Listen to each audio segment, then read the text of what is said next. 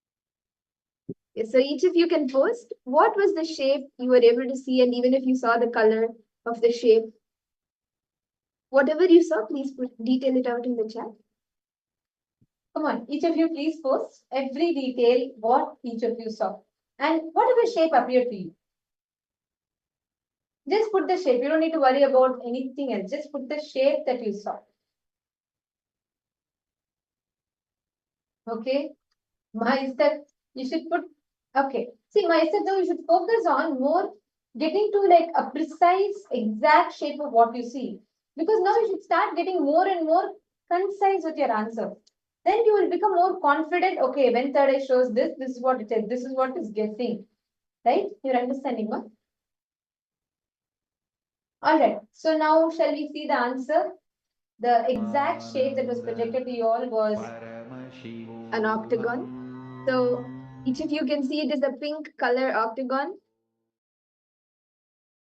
okay. Now let's enter into one more round. Okay. Once again, I'm going to request all of you to close your eyes, blindfold yourselves completely.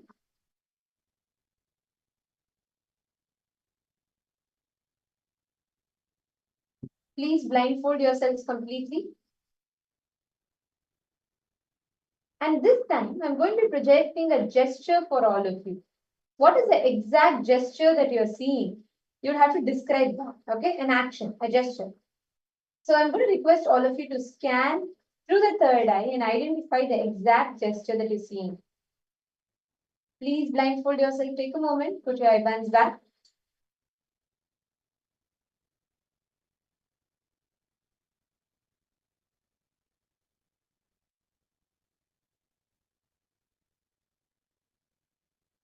Yes. Now, shall we see what is the exact image? Please close your eyes, blindfold yourself, do not open your eyes. We now have an image projected to you all, and we request you all to scan through the third eye and identify the exact image. Om Nithyananda Paramashivoham. Om Nithyananda Paramashivoham. Om Nithyananda Paramashivoham. Om Nithyananda Paramashivoham. Om Nithyananda Paramashivoham. Om Nithyananda Paramashivoham. Om Nithyananda Paramashivoham. Om Nithyananda Paramashivoham. Om Nithyananda Paramashivoham. Om Nithyananda Paramashivoham. Om Nithyananda Paramashivoham.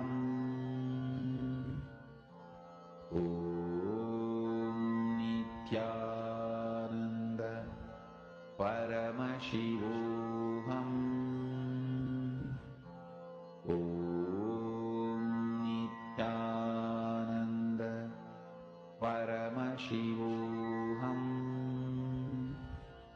Om Nithyananda Paramashivoham. Om Nithyananda Paramashivoham. Om Nithyananda Paramashivoham. Om Nithyananda Paramashivoham.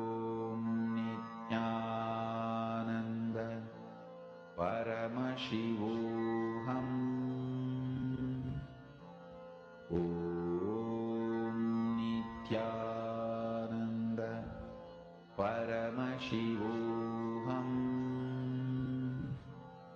Om Nithyananda Paramashivoham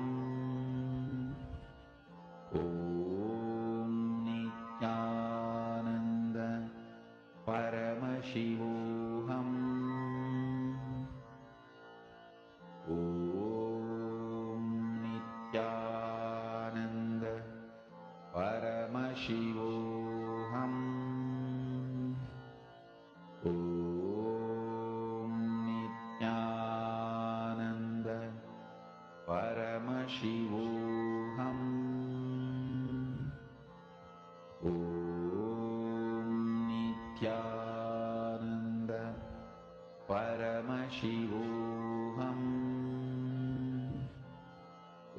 Om Nithyananda Paramashivoham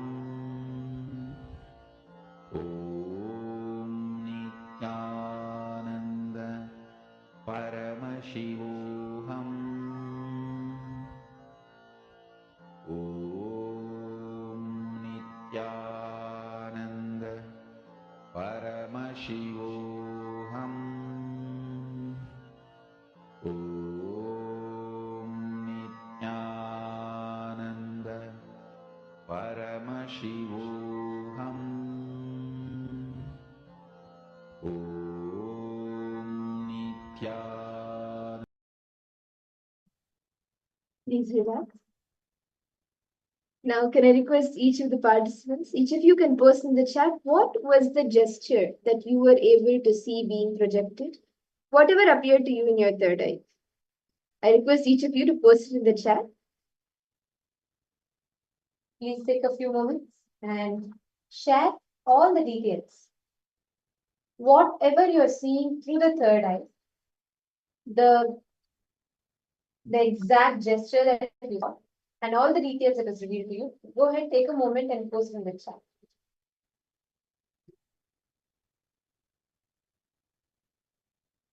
Mariska, come on, every one of you, please post it. And also try and describe as much as possible, even the exact gestures that you saw, what were the any colors or anything in particular that you saw in addition to the gestures.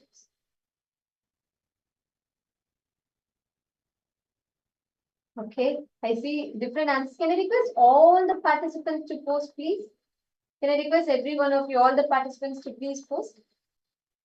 Nithyanandam, Vittal Navi. Nithyanandam Ayya, where are you joining us from? Vittal Navi Ayya, Nithyanandam, welcome to the program. Where are you joining us from, Ayya? And D. Chuan Chen, Nithyanandam, Vidyarupanaya, Nithyanandam. Wonderful to have all of you here today. Did you all do yoga? Ma Alice Wong, Nithyanandam Ma. Ma Lingo, Ma D. Chuan Chen, and all the others that are here, please take a moment and share. Okay, so now let's verify what is the exact what is the exact gesture that you saw? Go ahead and describe it. And now we're going to be actually seeing the answer. I see many of you have already posted. So I'm going to go ahead and show the answer. It was Namaste gesture. The Anjali Mudra, it was this. And also you can see there is like a mandala or like a design behind it. So and there's like pink and white. So anything if you saw, that's great. You have manifested it. You have manifested the power. And see, even if you did not get the right answer, the experience is what matters. So each of you can even share your experience. What the space that you are in during the manifestation, you can share that as well.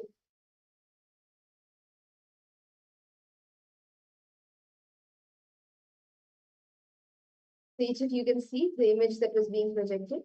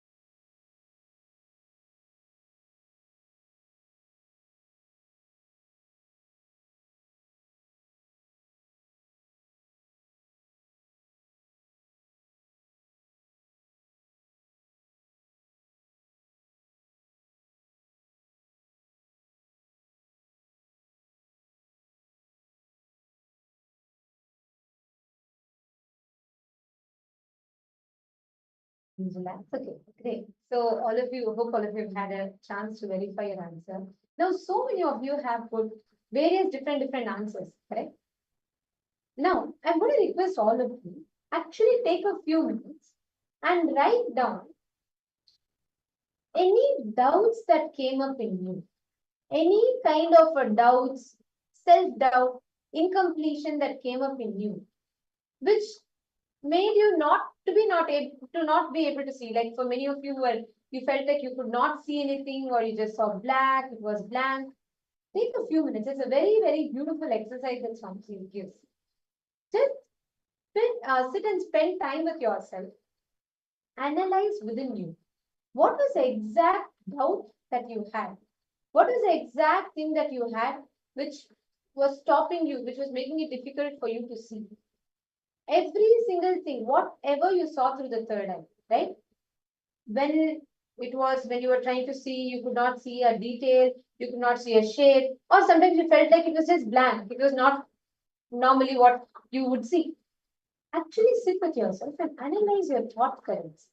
Identify what was the exact thought currents that you had. Maybe something in you have told you before you have done, but now it's not going to be possible. Or maybe something in you have told it's not going to work for you, or you felt very distracted, or you felt very tired, very bored. Actually sit and identify. We are going to now give you all a few minutes to do it. Please sincerely sit now and identify what exactly was the thought current that stopped you from manifesting it. Take a few minutes.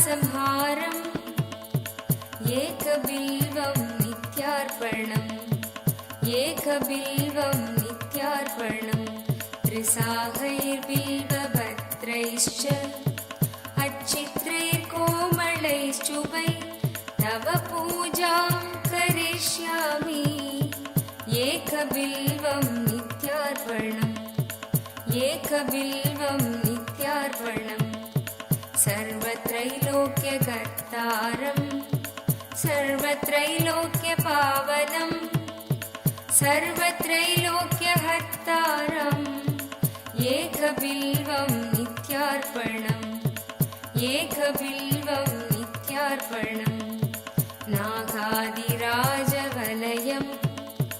नागहारेण भूषितम् नागकुण्डलसंयुक्तम् एकबिल्वं नित्यार्पणम् एकबिल्वं नित्यार्पणम्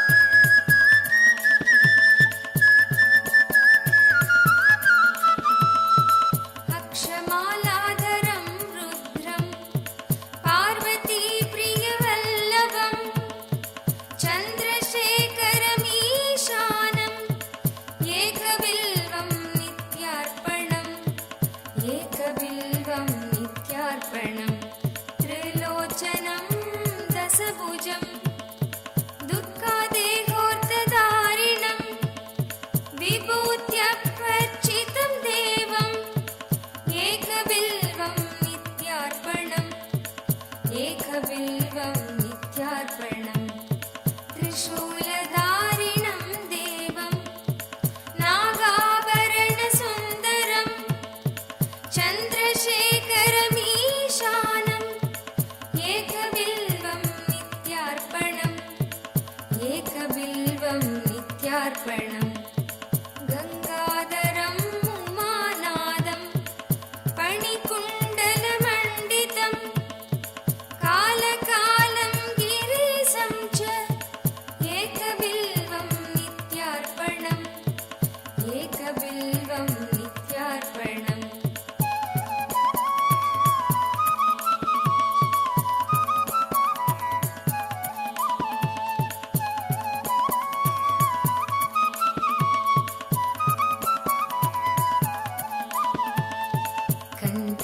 स्फटिकसङ्कासं चितिखण्डं कृपानिधिं सर्वेश्वरं सदा शान्तम् एकबिल्वं नित्यार्पणम् एकबिल्वं नित्यार्पणम् सच्चिदानन्दरूपं च पारनन्दमयं शिवं वागीश्वरं चिदाकाशम् एकबिल्वं नित्यार्पणम् एकबिल्वं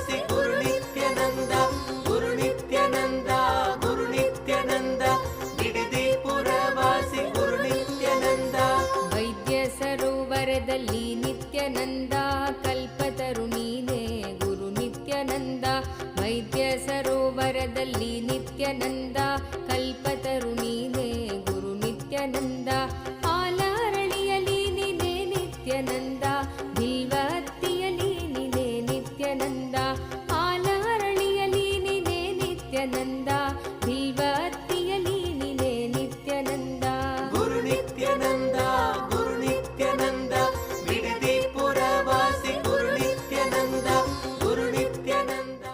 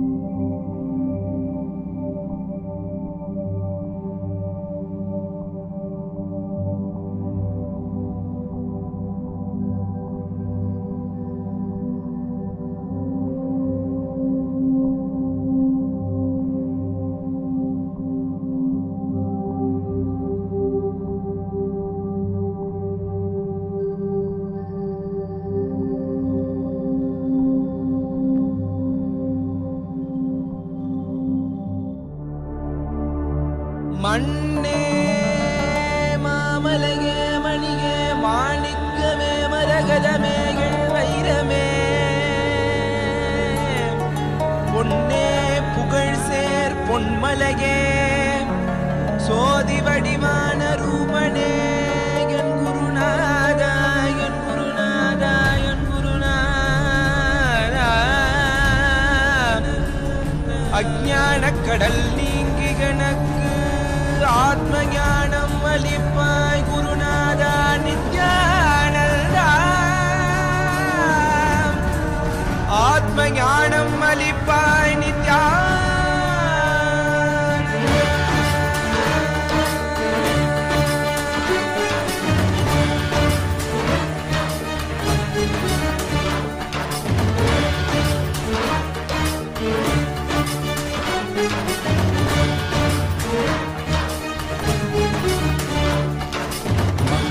கொண்டு கங்கை முடிக்கொண்டு நர்த்தனம் புரியும் ஈசனே சுடலை பொடி பூசி உடுக்கை தனையேந்தும் காலனே புடி தோலனே நீதி பிடிகால் உள்ள முறைகின்ற மதுரை மாநகரின் ராசனே இன்னல்களை கலைந்து இன்பங்களை அளிக்கும் சுந்தர வடமணி நேசனே ஞாயிறு திங்கள் நித்த முறைகின்ற செவ்விழி கொண்ட செல்வனே சொக்கனே எந்த சோமனே ஐயா சோதி வடிவான ரூபனே அடிமொழி காணா மலையே அகிலமும் போற்றிடும் ஐயனே நாகாபரணனே நால்வர் போற்றிட நயமுடனாடிடும் நாதனே ஆழ காலம் உண்டு ஆழம் காடுதனில் ஆனந்த நடமிடும் ஆதி செய்வனே மங்கையிடம் கொண்டு கங்கை முடி கொண்டு நர்த்தனம் புரியும் ஈசனே சுடலை முடி பூசி உடுகை தனையேது காலனே புலி தோலனே மீனின் விழிகால் உள்ள முறைகின்ற மதுரை மாநகரின் ராசனே இன்னல்களை கலைந்து இன்பங்களை அளிக்கும் சுந்தர வடமணி நேசனே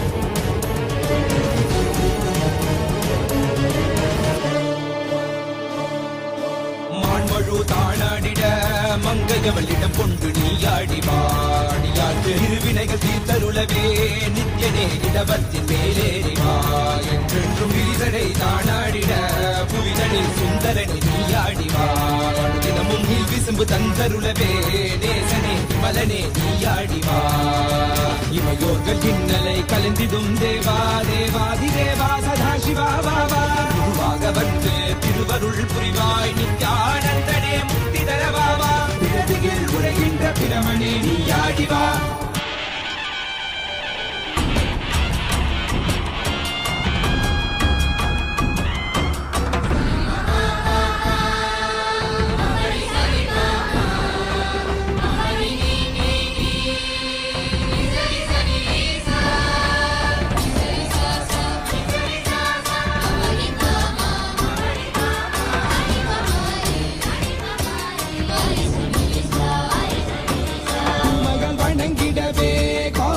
மண்ணாய் உரைபவனே அப்பாய் காட்சி தரும் எங்கள் ஆணை காவலசே ஆதிகந்தமிழாத ஜோதியாய் அருணகிரி உரைநாதனே உலகிய கிடும் வாயு வடிவே காலகத்தி ஈசனே சொல்லுதிடத்தில்லை நகர்தனி வானில் ஆடும் கூத்தனே பஞ்சபூதமும் நித்தம் பணியும் பரமனே பரமேசனே रचित नित्य वैभव गुप्त कैलैवासने ईशने सर्वेशने परमेशने जगदीशने नित्यने आनन्दने जीवने गुरुदेवने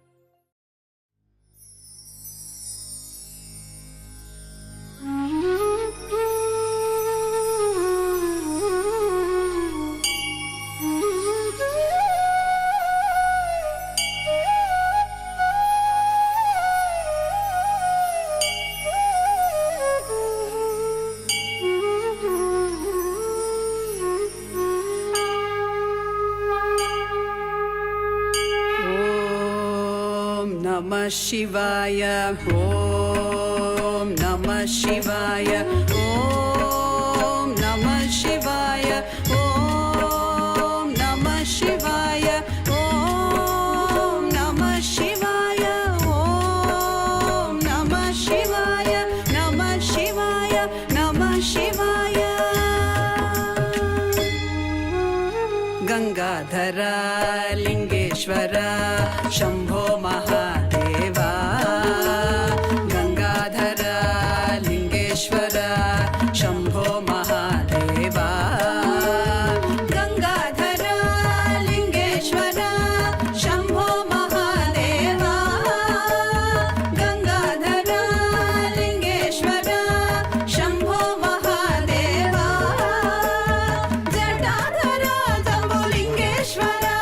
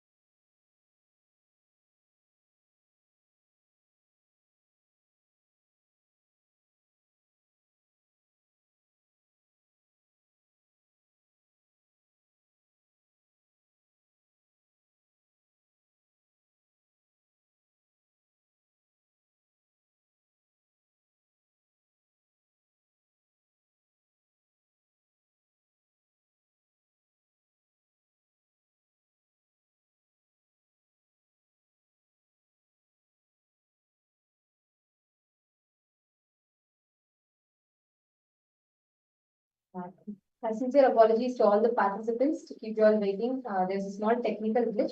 And now, thank you all for your patience and being tuned in. Now, let me be sharing with you all. Today, we are going to be having an introduction to the cosmos. We are going to be understanding about who we are, an introduction to ourselves, Jiva, the world, Jagat, and God, Ishvara. So, we are going to be understanding the right powerful cognitions about each of these, Jiva, Jagat, and Ishvara. So, let us all now get ready to enter into the session. And we are going to be listening to Swamiji's revelations on the truths of how your individual being is connected to the world and in turn connected to Ishvara. All the participants, while we listen to the session, please write down what you understand, because this session will form the foundational understanding of what you know about yourself, what you know about God, what you know about life, everything around you. So let us now enter into the session.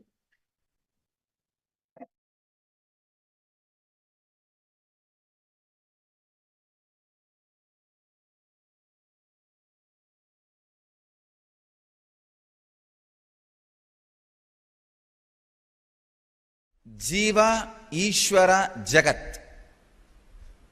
The exact English translation of these three words is self, God, and world. Jiva, Ishvara, Jagat. All three are made of same stuff. How you respond to all three will always be same. Please understand. If you are confused about self, you will be confused about Ishvara, God. If you are confused about self, you will be confused about the world. If you are clear about the self, you will be clear about Ishvara. If you are clear about the self, you will be clear about the world. If you have visual understanding about yourself, for example, when you look inside what you are, if you get an idea visually, you will be able to see Ishvara visually. You will be able to see the cosmos, anything, anywhere visually. If you close your eyes and see yourself, you have only verbal idea, what thoughts are going inside. You can see Ishvara also only verbally. And about world also, you will have only verbal knowledge. The basic thing needed for enlightenment is psychological revolution. Clarity about the self, world, and God. Jiva, Jagat, Ishvara. Jiva is the self. How you think, how you are driven, what is your inspiration, what makes you run in your life, what makes you move in your life, why you think, how you think. This understanding is Jiva. Then Jagat, how the clarity which happened in me, or the desires and fears I feel in me, how I am going to connect it with the world. If I have some desires, how am I going to get it from the world? If I have some fears, how am I going to avoid it? Avoid those things being forced upon me by the world. That relationship is Jagat. Ishvara means the source for both. The source for individual self and the world is the Ishvara. Achieving that source, all these three is what is called enlightenment. First, having clear understanding about Jiva. Why you think, how you think. this clarity will give you the experience about Jiva, then how to connect with the world through your fear or through your greed. Achieving what you want to achieve or keeping away from what you don't want. This is the realization about the East Jagat world. The third, Ishvara, which is the source of these two, experiencing it. Actually, it's a very subtle truth, but very strong truth. Just by understanding, it can liberate you. Just a simple understanding, it can solve so many problems, so many things. The click will straight away happen just by understanding. This sutra is the Nitya Sutra. Nitya Sutra means you need to practice it eternally. 25 states of consciousness, Jiva, 11 dimension of the universe, Jagat, 5 operations of the Sadashiva, Ishvara, Jiva, Jagat, Ishvara. Understanding of all these three and how they meet, how they connect, who means what to whom, what means what to whom, who connects with what in what way. This whole matrix is Maya. Realization of this whole matrix is Sadashivoham. Jiva, Jagat, Ishvara. And now when they understand the matrix between these three, the experience of Sadashivoham starts as a everyday happening. Please understand, happening means how the 9 body fluids are happening as long as you are alive in this body. Like this Sadashivoham will be one more oozing happening of as long as everything exists. The happening word, that is exactly the description of the word happening in Sanskrit. How the 9 body fluids go on happening as long as you are alive in this body. Anything which becomes that kind of happening in you only is Anubhuti. So this matrix of Jiva, Ishvara, Jagat, realization and mastery over this matrix happening in you is Sadashivoham. Not that when you have an incompletion, you will find completion, you will find solution. No, that is not called happening. That is taking medicine and healing. For example, you have a, what do you call that? Low hemoglobin. You take medicine and then hemoglobin, you become iron lady and then hemoglobin becomes all right. That is medicine. That is not happening. Understand? So when you find incompletion and you go for completion, it becomes all right. That is not happening.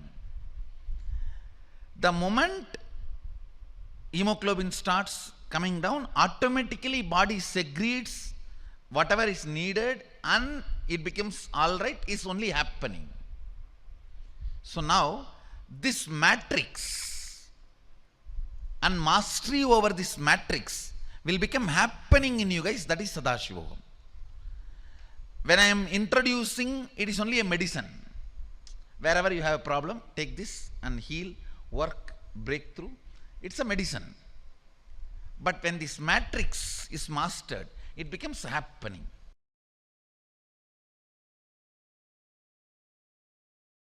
If your idea about you changes, your idea about the world and the God will change.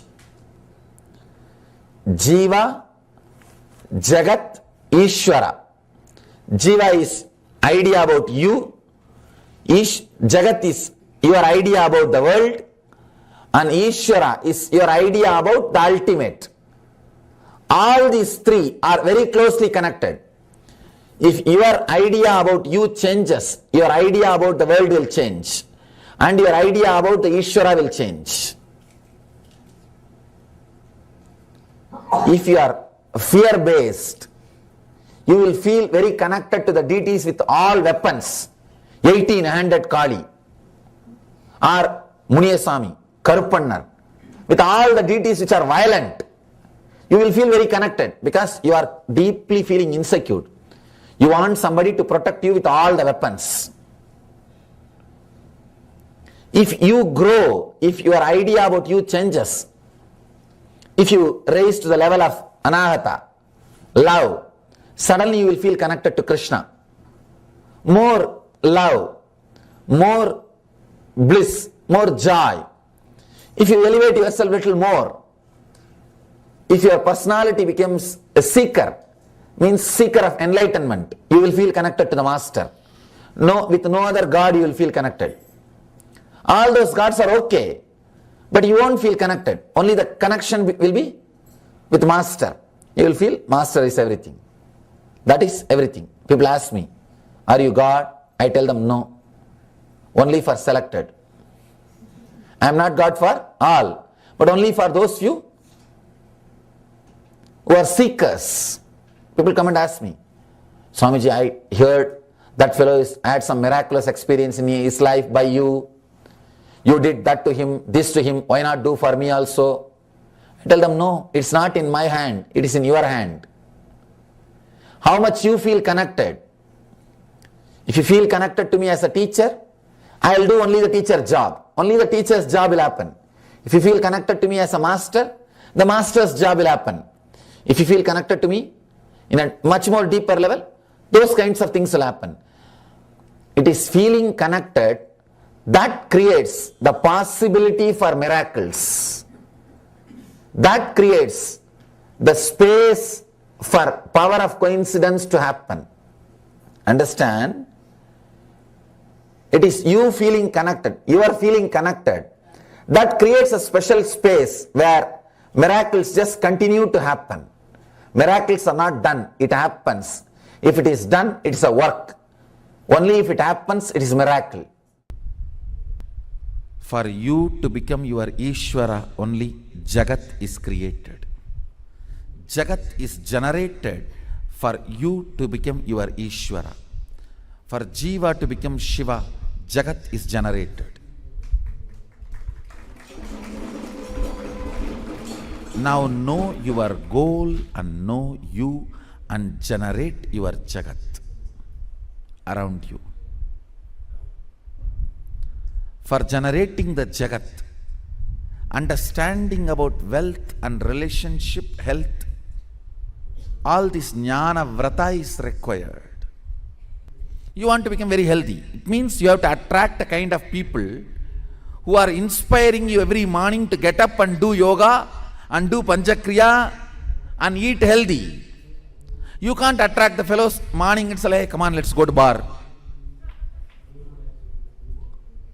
You can't afford to attract the fellows, come on, let's go to McDonald's. Eat that 7-layer burger, Texas size, Starbucks coffee, 2-liter Coca-Cola.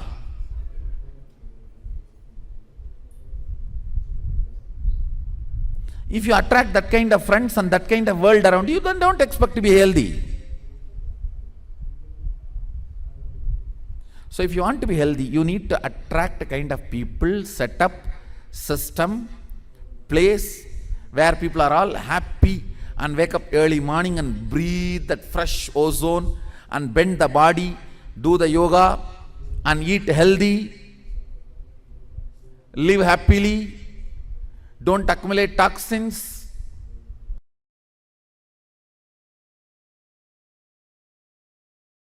Jiva. Listen, first let me define Jiva. What you perceive yourself as of now to whatever you can perceive you.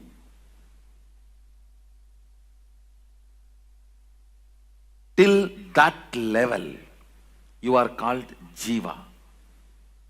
When you cannot perceive yourself anymore individually, separately, you are Shiva. Listen, let me repeat once more. Whatever you perceive as you, as of now, from this point to whatever you can perceive as you, whatever you are perceiving as of now, to whatever you can perceive as you. Understand? Even if you perceive yourself as Sadashiva, you are only Jiva. It's within the matrix. There will be a space where you will not perceive yourself as an individual. Only then you are Shiva.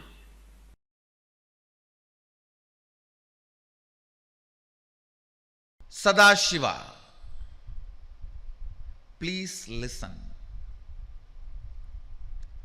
What Vedas describe as Brahman, Agamas describe as Sadashiva, is not what English word God means. God means generator, operator, destroyer, three. Very clearly Agama says Sadashiva does Panchakritya, not three. Panchakritya means creation, protection, destruction, delusion, liberation. Srishti, Sthiti, Vinasha, Trodana, Anugraha. Even the word Srishti is not equivalent to creation. Even the word Sthiti is not equivalent to operation. Even the word Vinasha is not equivalent to destruction. Even that is a mentally retarded, handicapped version. The word God is not equivalent to Sadashiva.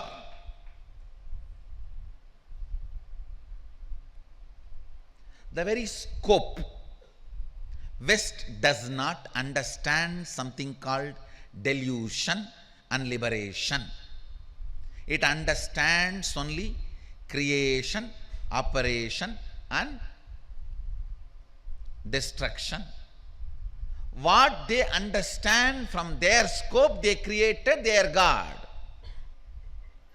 Understand what they could grasp, based on that they created their concept of God. What we experienced, from that we expressed Brahman and Sadashiva. So the Brahman in Vedas, Sadashiva in Agamas is not described, presented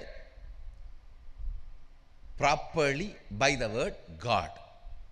I am first making this statement clear.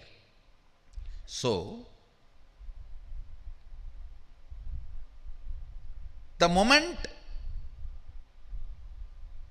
I have discarded even the word God, where is the question of getting absorbed into that God?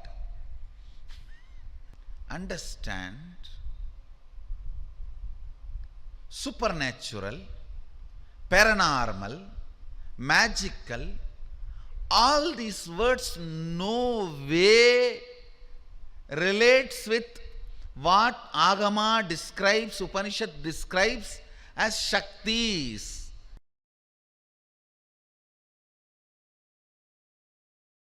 Let me enter into the satsang. Listen. Hindu tradition has only 3 steps for ultimate realization, manifesting Sadashivatva. 1. Shravana, listening. 2. Manana, internalizing. 3. Nididhyasana, manifesting, living. Listen carefully. Any great truth you listen, Shravana, which goes into your length logic dimension, should become part of your depth cognition. Once it becomes cognition, you start living it. That's all. Logically, you all heard millions of times from me, you are Mahasadashiva. You are the same pure consciousness. But it has not yet become your depth, cognition. It is sitting there, but not into your Anandagandha. Listen carefully. What is the way? All your great ideas, see, as long as it is only a length logic, it's an idea. When it becomes cognition, it is life. Ideas you have about your soul. What is individual soul? What is Jagat? Means universe, human beings, life, nature. What is Ishvara? Listen carefully. You have all the right ideas now. Nothing more need to be taught. That is why no guru can stand in front of my disciples. You guys know too much.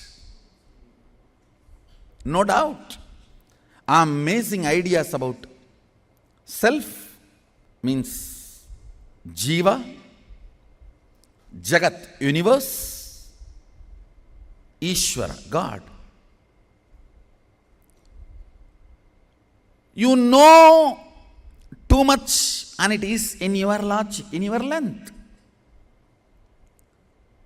But it has to become your cognition, depth. How? How? Understand, when all the great ideas about Jiva, Ishvara, Jagat, self, universe and God is sitting in your logic, it is yet to become your depth cognition.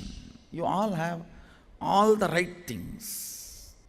I have seen many people, when they advise others, the way they advise, oh God. Understand, it does not need to be our weakness. It can become sadhana. Listen. How many of you feel when you solve others' problems, so many clicks happen inside you and many of your problems are solved? Raise your hand. That is all is the technique. Start causing others. That is what I am saying.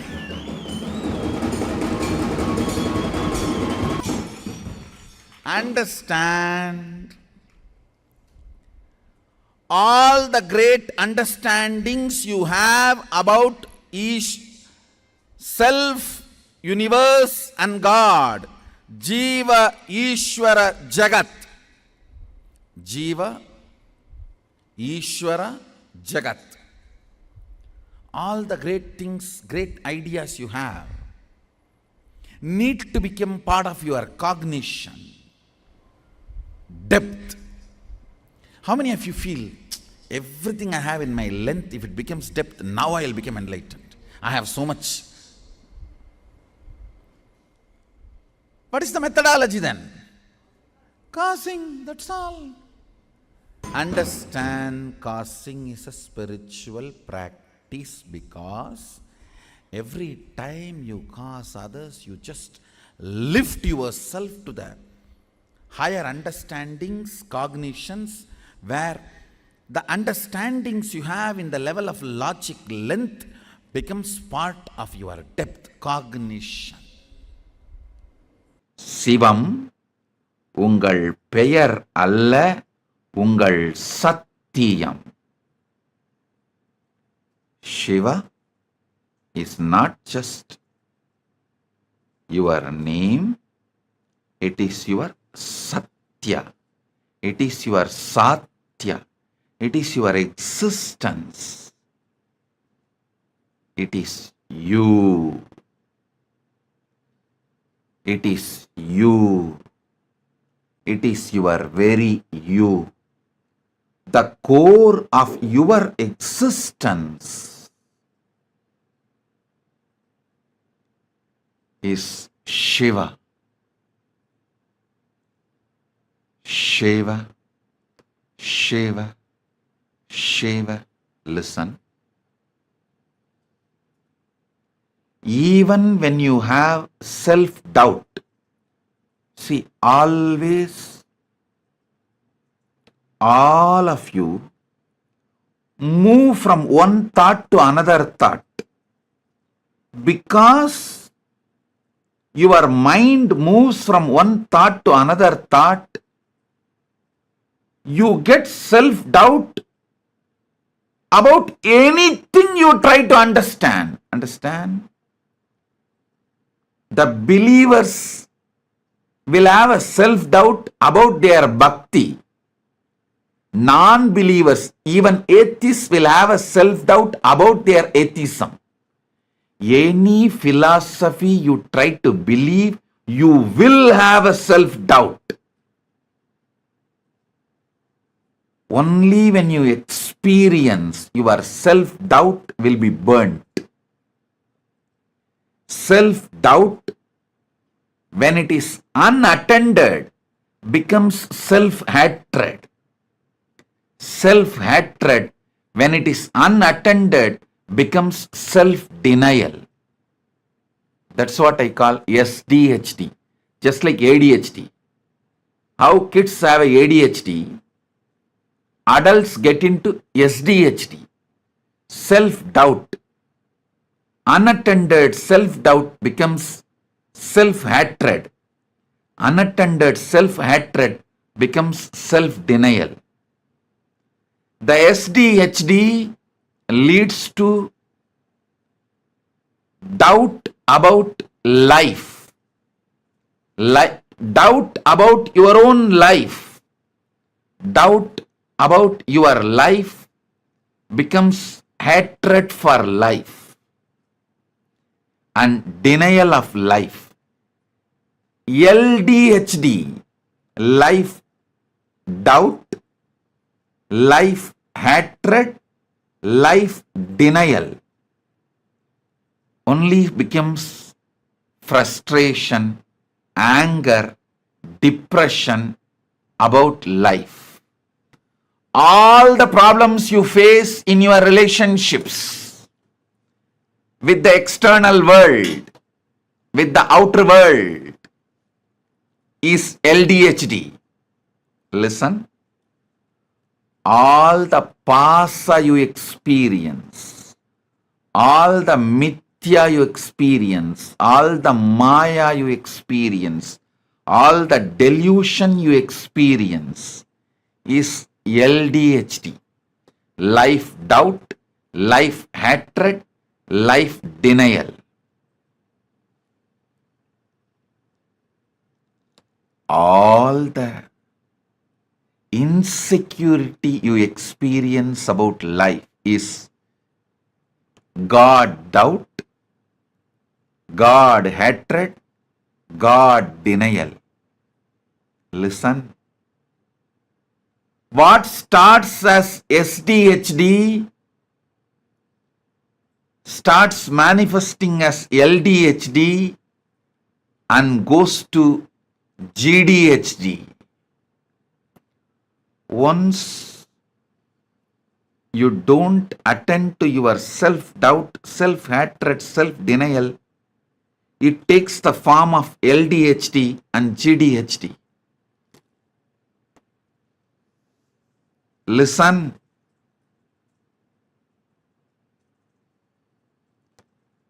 Come to the source core of you. The source of you through experience.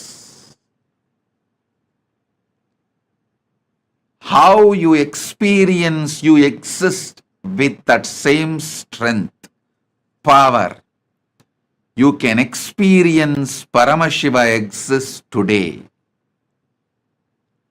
With that experience of Paramashiva, your SDHD, LDHD, GDHD, all of it will disappear, dissolve. You will experience Paramadvaita. Parama Advaita. Understand that first. You always think, only if I can visualize the great truths inside me and concentrate on it without getting oscillated, I will get enlightened, I will experience Paramashiva. No. Paramashiva is larger than your ability to visualize. That is why Upanishads declares. Upanishads very clearly declares, Avangmanati kocharam. It is beyond your ability to visualize and verbalize. He is the frequency which cannot be verbalized. He is the vibration which cannot be visualized. The nada which cannot be verbalized. Bindu which cannot be visualized. He is Satya, only can be experienced. Before entering into the sutra, just few understandings, few words about the scripture, Shiva Sutra. This book is not even just a manual for enlightenment. It is a manual to create spiritual traditions. The technique which we are going to enter today is the base of whole Buddhist tradition. Each technique, each meditation technique which is described in this book is a base for one religious tradition, one spiritual philosophy.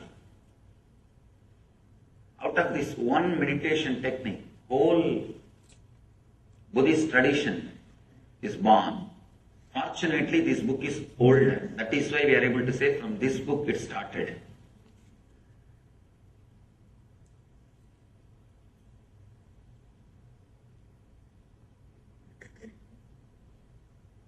People ask me, how can you keep Buddha also along with gods? Because Buddha did not accept Vedic gods. If you read deeply, Buddha never said there is no God or God does not exist. Whenever he was asked the question, he just avoided. Just not to waste the time. Because whenever you say yes or no, you have enough arguments. You will come and ask me, Swami, is there God? Atheism with a decent, cultured, responsible is straight path to enlightenment. There are many masters who led people to enlightenment through atheism. Very rational, logical, responsible. There are many masters who never accepted God but led people towards godliness. People ask me, is there God? I tell them God is not the thing to argue by saying yes or no. The moment I say yes, I'll have 1,000 more questions. The moment I say no, again 1,000 more questions. Both are not going to help you. Neither yes nor no is going to help you. Just give a technique through which he will realize. He himself will achieve the truth. Buddha did the same job. He never said yes, never said no. He just gave the method. he just gave the technique and led people to achieve the enlightenment, achieve the truth. In a very beautiful way, without accepting the authority of the Veda, he contributed to Vedic tradition. See, there will always be 50% of the people saying no for everything. See, when you say no, it feels very juicy.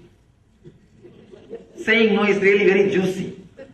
That is why, kids, why do you think constantly kids say no for anything and everything? Because it gives them the feeling that they are grown up now. Only when you say no, you feel you have freedom. There is something called positive freedom. Freedom of acceptance and saying yes, the ultimate freedom. But unfortunately, neither we are taught about it, nor we experienced it. I can tell you actually, this moment you can liberate yourself. All you need to do is accept you as you are in the outer world and the inner world. Suddenly you will see you are unclutched. You are clutched by only one thread, non-acceptance. Sutre Maniganaiva, Krishna says, I am the thread running through the whole existence. There is one thread in you which is running through the whole suffering of your life, non-acceptance. Just like a Lord is the thread. Krishna is the thread running, connecting the whole existence. Your non-acceptance is the thread running and connecting your whole sufferings. What you call as samsara roga, bhavaroga, suffering of disease. This one moment, a simple acceptance. People ask me, I am not able to accept that I am not able to accept me, Swamiji. I tell them, already, at least accept that you are not able to accept you. That's all. Even that is an acceptance. Even that acceptance can suddenly unclutch you. There is no need for thought flowing in you. There were one group of people who are very simple, who are able to straight away connect and accept and realize the truth. For that group, the Vedic tradition was helping. But slowly, unfortunately, a kind of a negative wave, a negative group started developing because the spiritual techniques and the transmission of the spiritual enlightenment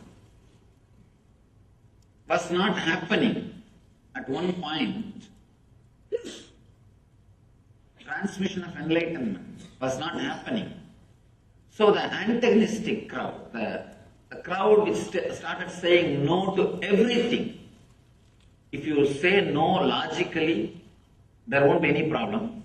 Saying no, just, I don't want, just for the sake of feeling strong. For that group, there is nobody to guide them. It is not that just because they have gone astray, they can be dropped or they can be completely thrown out. No. Somebody has to take care of them. So then, divine descends as Buddha, who gathers all the dropouts. Gathers all the people who are saying constantly no. He also gathered all of them and said, yes, he played the same tune. But I can say among the masters, Buddha is the master who contributed maximum number of enlightened beings to the planet Earth. Maximum number of enlightened beings are contributed to planet Earth from the Buddhist tradition. Directly from Buddha. When he was alive, fortunately he was in the body for more than, you can say, 80 years. He became enlightened around 40. 40 years enlightened public mission. He created at least 10,000 enlightened beings. I think even now, it's a achievement. I don't think anybody else has done much more than that. He contributed so much without directly saying yes or no to the question whether God exists or not. He straightaway gave the technique. And that technique is from this sutra. This is the sutra which forms the core, center of the Buddhist tradition. That is why the Upanishad says the person who is initiated, the initiated person, for him whole world is heaven.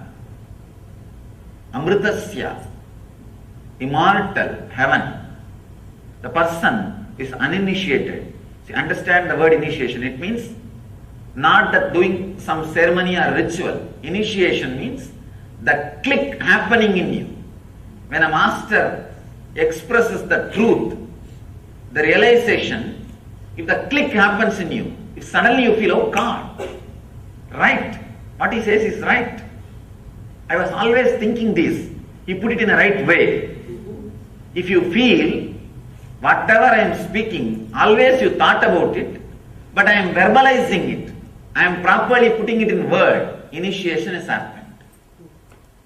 That is the scale, whether initiation has happened or not. If the initiation happens, the whole world is heaven. If the initiation is not happening, then the whole world is hell. All you need to understand is this two quality. When you do not accept this moment, starts the greed.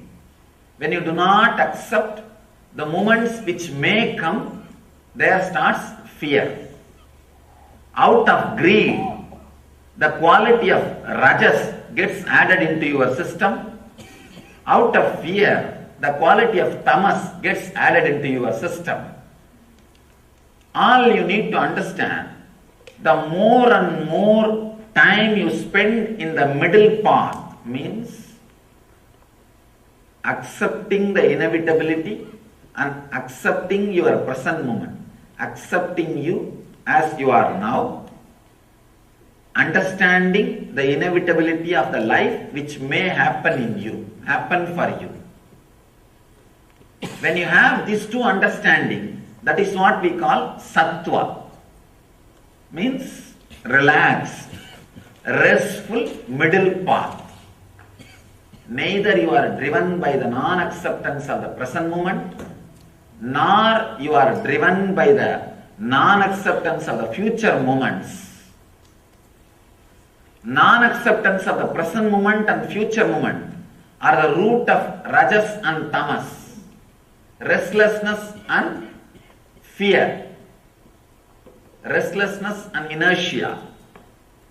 This simple understanding, this psychological revolution, actually the moment initiation happens in you, every word which comes out of the master rings bell in your heart, and that becomes a strong, clear programming in you. Programming your life based on the Vedic knowledge.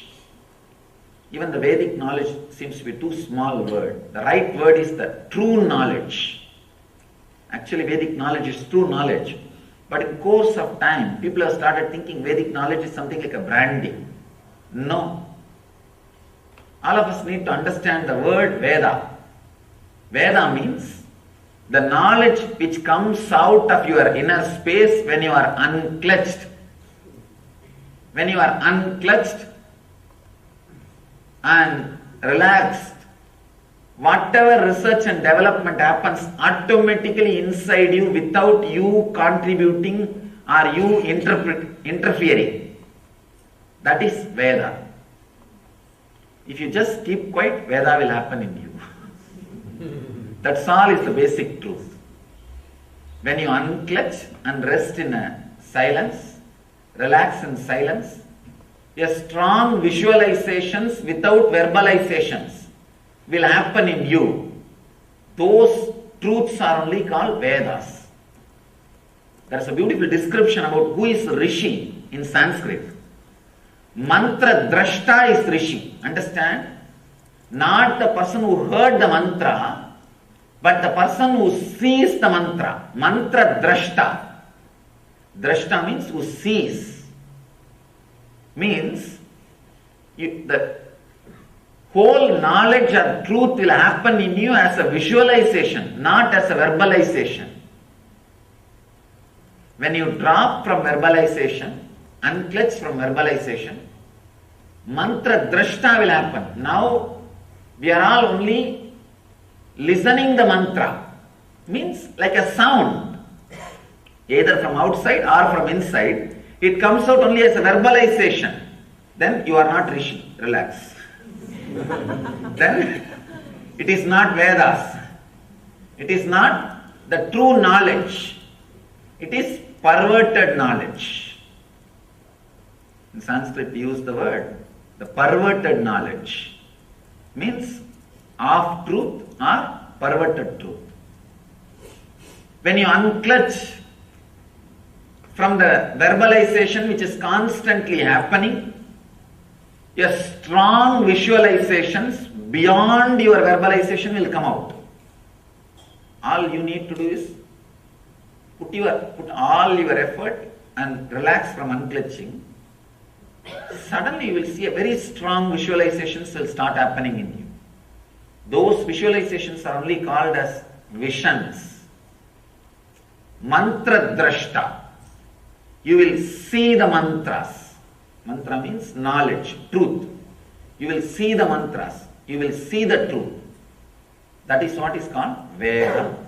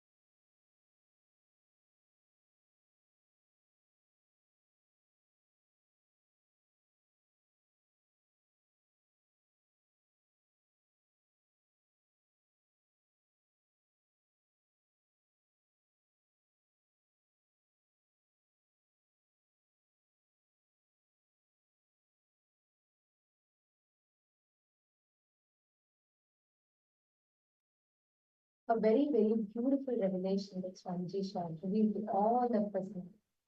Understanding how each of the states, your individual soul, Jiva, the world around you, Jagat, and God, Ishvara, what you cognize as you, how you connect with you, how you relate with you, is precisely how you relate with the world, how you relate with God. Many times we think, whatever happens,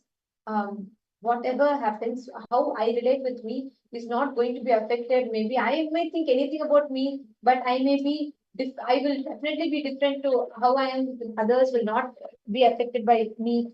Please understand, the truth of life is this. What you think about you inside of you, that is precisely how you respond to life and to the world. This session establishes the fundamentals of what you're going to be learning today. If you are confused about yourself, do not think you will have clarity, you will have some amazing clarity about how you're going to deal with the world. No.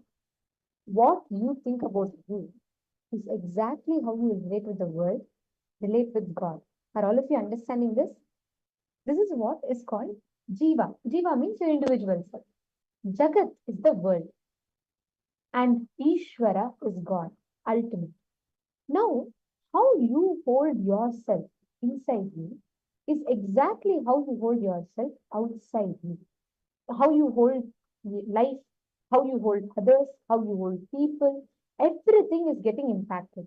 Ma Lin Yi Ting and Ma Ramani Devi, all the others, are you all understanding? Ma Hag Chuan Liu, Ma Han Yan Hui Jing, are you all understanding? Ma? I request every one of you to post as you're understanding. Because many times what you carry as your cognitions under you, limiting. Actually, you can post what is the exact reality you want to manifest. What is the shift you want to have? Like, for example, maybe in some relationships, or maybe in some aspect of your life, in aspect of wealth. Post what exactly is the shift you want to have. Atma Jyotikaya, Nithyanandam. Atma Jyotikaya, are you also understanding? This session will really help you.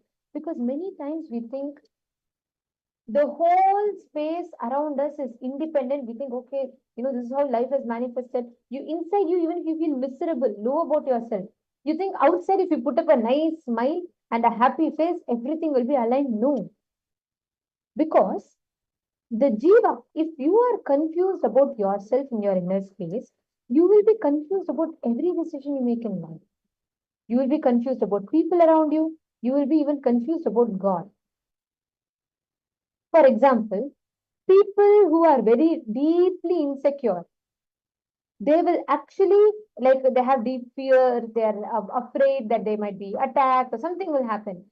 All those people will connect to the God which offers protection, like Kalabhairava, Mahakali, all of these forms, Durga, Veerabhadra. But people who feel they lack love in their life, like they really want that love and fulfillment, they will connect to deities like Krishna, Subramanya, and people who feel that they just want that deep experience of surrender, or you want to experience that bhakti, the deep bhakti. Then they'll connect to deities like Venkateshwara. Each one, how they relate with themselves, that is precisely how they will experience the world and God. Lingeting, are you catching it? Are you understanding? Can I request all the participants to come on camera? This session is a very important session that will help you understand deeper about yourself. Ma Purushananda is asking, what is the right way to manifest? Seema, the cognitions you carry about you, work sincerely on changing it.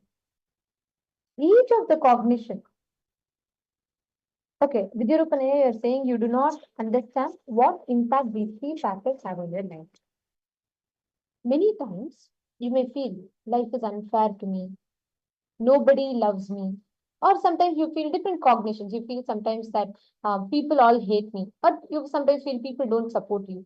The cognitions you carry about life is directly dependent on how you cognize yourself inside of you. What you understand as you, how you cognize you, is exactly how you cognize life and God. Understand why this is important, Vidyarupanaya? Because if you work on fixing the cognitions that you carry about you, you will be in so much completion with life, so much completion with Ishvara. Atmajyotikaya, are you also understanding? Sometimes, see Vidyarupanaya, for example, if you are taking a decision for taking sannyas, Vidyarupanaya must be thinking, oh God, why Ma is constantly telling sannyas, sannyas? You should know that is literally the purpose for your life. You have to see when your being is asking for it, when you literally want it, you're yearning for it, you have to, some or other way it is going to manifest. And you just need to see and wake up to that. That's all. But anyways, I'll come back to what I was saying. So, for example, if you feel I want to take sannyas, but I'm very confused about life.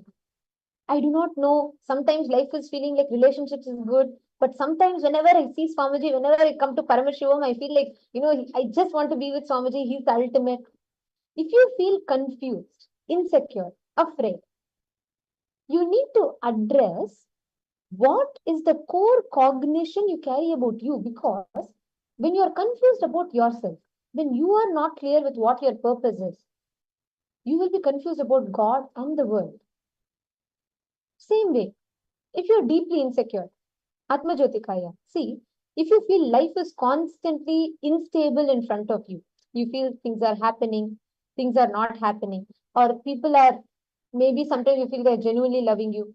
Sometimes you feel people are not really loving you or people not supporting you. It could be anything. I'm just giving some examples, but it could be anything, right? If you have that as your cognition, please understand confusion, chaos, powerlessness in life is only a reflection of confusion, chaos, and powerlessness you carry about you. Many times you try to convince people outside. If you feel you're weak, if you feel you're incapable, if you feel you're not talented, what you always try to do is you try to convince people outside saying, no, no, no, see, I'm talented, I'm very intelligent, all of that. But no matter how much you try to convince outside, unless you shift the cognition you carry inside you, life outside you will not change. This is the fundamental principle. This is the most basic truth for you to understand about life, Jiva, Jagat. If you understand these two, you will be able to understand Ishvara. Are you all catching it? Just bring this right powerful cognition inside of you. What is the exact cognitions you carry about you? That is exactly how you carry about Jiva. Sorry, the Jagat and Ishvara, world and God. Now, I'm going to request each of you to take a few minutes, reflect on your understanding of who you are. Vidyarupanaya, are you understanding now? Did this answer your question? Are you understanding how it is relevant to your life? See, many times you go and try to fix situation outside, right? You try to see why, you're trying to convince people around you. You're trying to see why is life so chaotic. But the source of it is inside you. If there's chaos inside you about yourself, you will only experience life as chaos. If you are unstable inside you about yourself, what is the purpose of your life? Outside you, you'll experience the same instability. If you fix the understandings you carry about Jiva, you will be able to fix understanding about Jagat and Ishvara.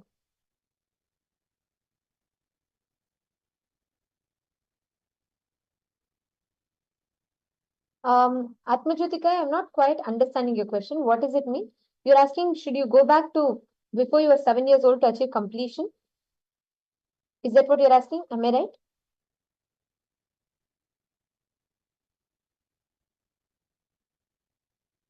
And Vidyarupanaya, do let me know if you understood.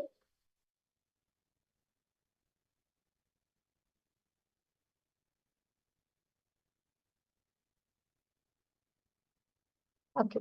And Ma Swi Leng Tan. Ma Swi Leng Tan. Are you understanding? Are you clicking with it? Swi Leng Tan.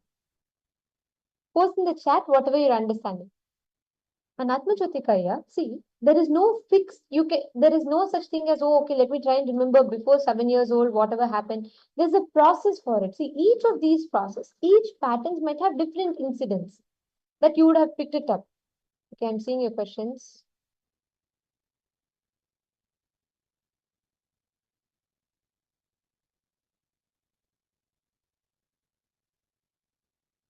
Okay, very beautiful. I'm happy that you're expressing clearly. That means you know there's a problem. See, if you understand where the problem is, fixing it is not an issue at all. Swamiji will take care of it. But first, you have understood it. So you have said you have all the feelings that I mentioned, and sometimes you feel like down, lonely, and all of that, and sometimes you feel very confused what decisions to make in life. Understand. First, bring clarity within yourself. Ask yourself, what is the purpose of your life? What do you want to achieve? Swamiji beautifully tells us, listen, there is nothing called right or wrong in life. You can never say this is the right purpose, this is the wrong purpose. A very beautiful example Swamiji gives. If you believe money is the purpose of your life, be completely integrated to it. And at one point, when you are integrated to it, that integrity will lead you to the more matured goal. You will start understanding even after achieving money, you're not getting inner peace. So slowly it will push you towards seeking. So each time, whatever you experience, now listen, Atmajyotika, this is for you. What confusion you're having, right? Sometimes you feel this is very nice. Sometimes you feel very low, very lone. Sometimes you feel people around you are really nice, really loving. Sometimes you feel life is not good. This entire projection is a projection of your inner dilemma. Sometimes you feel Swamiji is my life. I want to go and live with Swamiji in Kailasa. Or sometimes you feel, no, what about my dance career? What about my dreams? What about my hopes? What about my desires? Now, what we need to do is, don't try to address external situation. Okay. Don't try to see, okay, should I go right now? Should I take sannyas? Right now, should I do this, do that? Forget about the external situation. Sit and analyze within you. Swami has given a very beautiful exercise for this. Sit and analyze within you all the understandings, identities, and beliefs you carry about yourself. Write it down. How do you see life currently? How life is occurring to you? You feel it is unstable, or you feel people are not loving you. Whatever you see as how life is occurring to you, first write it down. How you relate with God, Swamiji, write it down and see how it is connected to how you relate with yourself. Is that making sense? Sit within you, pen down, write down the core dilemma that you are carrying. Atmajyotikaya, could you do it now? Sit now, write down, forget about life, everyone around you. You sit and pen down. Inside you, what is that exact conflict you are carrying? If you address that, you will be able to address other situations. So I'll give you all a few minutes. Please pen this down.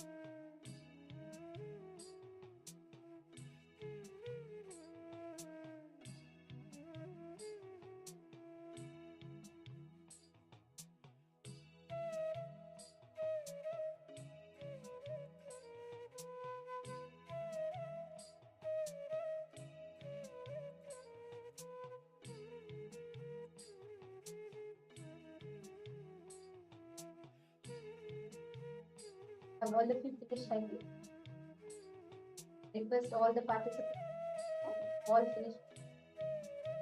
If you observe and if you have identified exactly what you understand as Jiva, Jagat and Ishvara, all the conflicts, contradictions, confusions that you have, the chaos that you experience in your Jiva, in your individual self, reflects in the Jagat and in Ishvara. What you cognize as you, how you understand you, how you see yourself, impacts how you see God, how you see world. Atma Jyotikaya, have you also finished writing? Once you do this, it will really help you to sit and do. I request each and every one of you to post in the chat what you have been able to internalize and what your understanding is. Okay, Atma Jyotikaya, I read what you have posted. You have posted your view of the world is cold and cruel. My view of God is strict, and my view of myself is childish. Listen carefully. This is because you view yourself like that, you perceive the world around you, God under that lens. See, for example, just see, if you complete with the way cognition you carry about yourself, if you start having matured conversation with yourself, automatically you will not anymore feel that the world around you is cruel or God is strict. I'll give you an example, okay? Let's say a small child is trying to play with fire. So the mother tries to stop it. It keeps, every time after mother moves, the child keeps running away back to play with the fire again. So the mother just picks up the child, puts it in another room and locks the room where the fire is there. That time the child will look at the world as the world is cruel, and then mother is very strict. She's not allowing the child to do what he wants. But the same thing, if the child matures, completion, even if other stops, maturity to understand it is being harmful. Correct? Here, the incident is not something different, but the maturity, the conscious maturity from which the child looks at the situation is different. Is that making sense to you, Atma Jyotikaya? So, right now, don't expect the world around you to change or experience of people around you to change. Just focus first on changing your view about yourself. I'm not saying your view about people, no. Your view about yourself. How do you cognize you, Jiva? Work on developing deep, mature conversations, the talking with yourself, working on mature cognitions that you carry about you. If you change that, the Jagat, the world around you, everything will have a shift. Now, if you see like all the different perceptions that we are holding about the Jiva, because of that, you are seeing the Jagat with a lens. Like now, if you wear green lens or blue lens, you will see the world like that. You will see the world blue. You will see everything around you blue if you're wearing blue lens. Just like that, if you just remove that and see the world with a different perception from a different lens, even the Jagat will change. That is why, for example, if you feel you are very unloved, you are very childish, you need to actually look in more, Atma Jyotikaya. So you need to look in more what you experience as you, the powerlessness that you carry about yourself. Only when you address that deeply, you will be able to see life and God and understand it with that same depth. Making sense? So now, analyze your perception about yourself, how that affects the views of the world and God. If you feel you're very chaotic inside, if you feel you're very too confused about yourself, you will feel God is distant, unapproachable, because you'll be so confused about how to approach God. The solution is not to try and change different paths to achieve God. No, it is about you changing your perception, the core cognition that you carry about you within you. Is that making sense to you? All of you now take a minute or two to pen down this. How your perception about you is affecting the world and God. So can I request each of you to now start penning this down? Write down how the perception that you carry about you. is affecting the perception. Now, Atmajyotika, what you have written down. Write down, look in and see, why do you view God as strict? Why do you view world as cruel? What exactly is the cognition that you feel inside you? Write it down. Just take 2 minutes, analyze this after. Each of you can analyze that cognition, which is acting like a lens which makes you see the world the way you see it.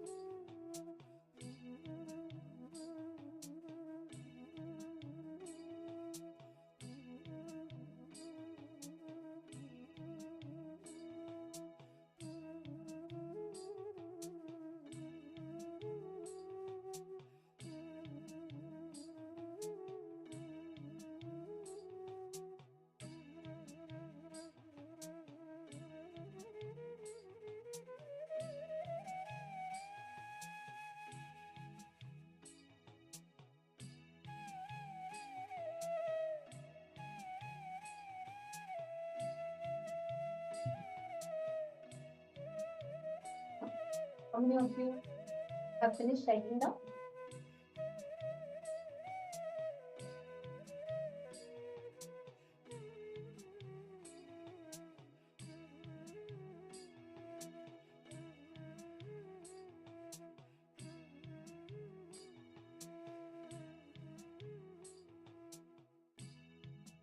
Have all of you finished? See, if you finish this, it will be easier for you to understand and cognize the principles of how Jiva, Jagat, and Ishvara, the cosmos, the world around you, and yourself, how all three are deeply connected, interconnected with.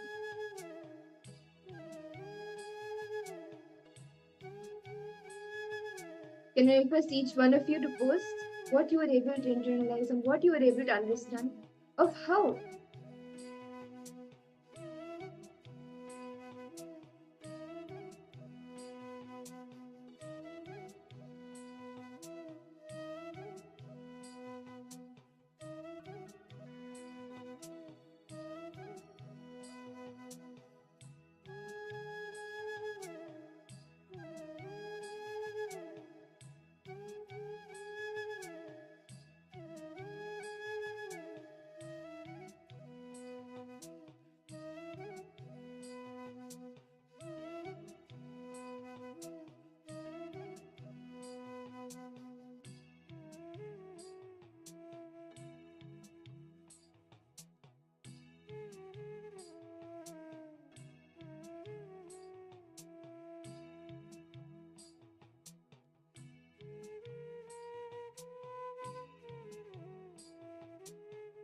Sorry for the technical glitch.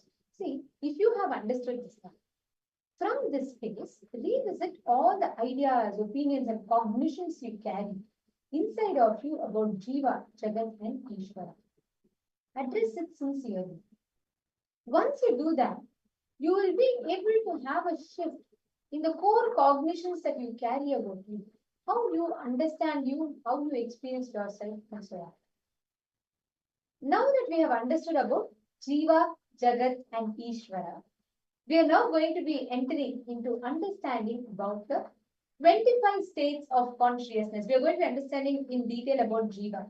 What is Jiva and how you exist in the 25 states of consciousness. Swamiji briefly tells, this is the fundamental requirement for you to understand about yourself. You need to have an introduction to the 25 states of consciousness.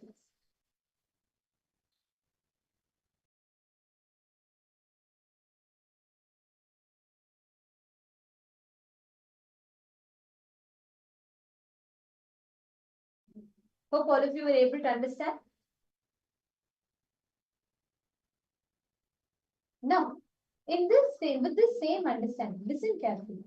When you consciously decide to look in and understand deeper about yourself, the core cognitions that you carry about you, inside of you, when you understand that, all the cognitions that you cherish about Jiva, Jagat, Ishvara will all simply align in tune. You will be able to experience them. You'll be able to experience oneness with all the three.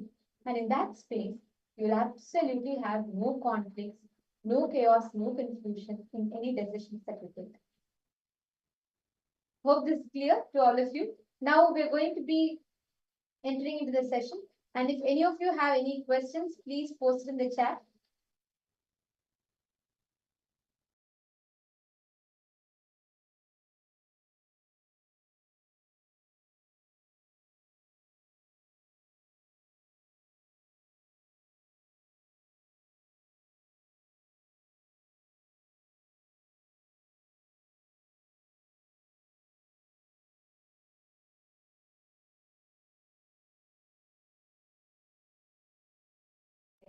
All right. So now before we enter into the session, I'd like to share with you a little bit more deeper about what this will be. So today whole day, it is focused on understanding about introduction about Jiva, yourself, Jagat, the world, and Ishvara, God. And ultimately, when you understand this, Swamiji will say, when you understand the Panchakrityas, how you manifest that God, What is the right introduction to God? All of it you're going to be visiting today. When you understand the right cognitions about yourself, about world and God, all the things that you have in you, the powerlessness, all the lower cognitions you carry about you, all of them you will be liberated from. You'll actually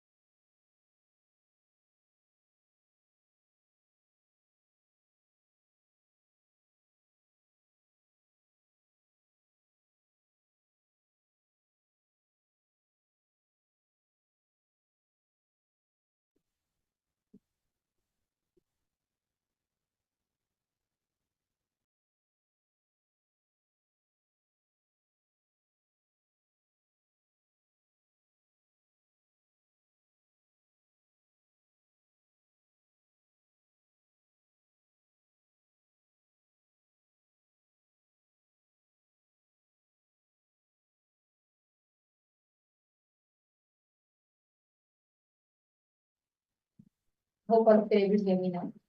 So now, like I was just sharing, we are going to now be understanding about the Jiva, the 25 states in which the Jiva exists. Let us listen to these revelations now. And if any of you, this is a very elaborate session, so you may have a lot of questions and doubts. Note it down. So at the end of the session, we can go over with what Swamiji has revealed. Let us enter into the session now.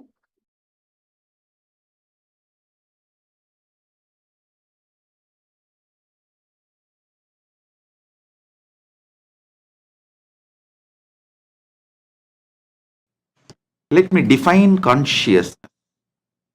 Consciousness is the strength, power of your experience about your first person, the source of your first person.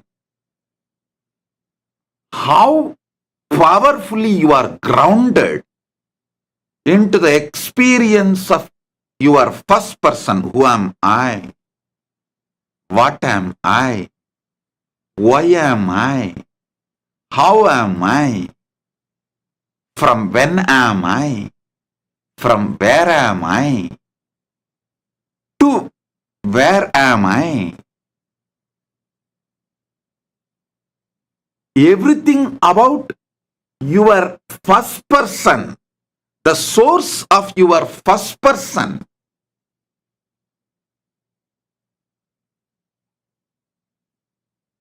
your experiential cognitions about the source of your first person is what I call consciousness. By focusing your energies, your kalas, your manifestations. What are your manifestations? Your emotions, your ability to cognize, your ability to think, means your manaha, chittaha, buddhihi, your intelligence, your manas, your chitta, your buddhi, your body. All these are different manifestations of you. Panchakoshas. Annamaya, Pranamaya, Manomaya, Vijnanamaya, Anandamaya. These are your manifestations. If you make all these five focus on the source of your consciousness and raise the frequency of your existence, that is only strength going to come with you, for you, save you during this whole AI revolution. I wanted to reveal some of the sacred secrets, nuances of this 25 states of consciousness, 5 aspects of Sadashiva, 11 dimensions of the universe. Please understand. The moment I utter these big words, you think this is going to be useful for me after my death. Let me accumulate it and keep it like a death insurance. No, please understand. Understanding 25 states of consciousness will directly help you even your day-to-day dilemma. Should I smoke or not? Should I live with this husband or not? Should I divorce this wife or not? Should I go for this diet or not? Even as simple as these dilemmas. In this situation of my life, given the time, intelligence, money and future I have, is this decision right? Is this decision going to be the best possibility for me? Even in your day-to-day business, career, life, relationships, everything. In every level, the 25 states of consciousness can give you an amazing breakthrough. Understand? All dilemmas and doubts are nothing but your dream state interfering with your waking state without you calling it or invoking it. Your waking state, Jagrat. Without you calling, dream state comes in attacking you, interfering with your waking state. Constantly keeping you in a very low frequency, overlapping or unnecessary interference. Actually, whenever you are in dilemma, confusion, very simple. Just sip 30-40 ml of neem juice.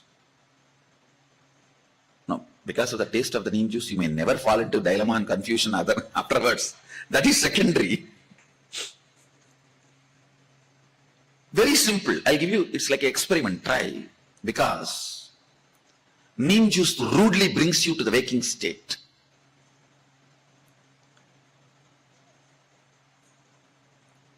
All dilemma is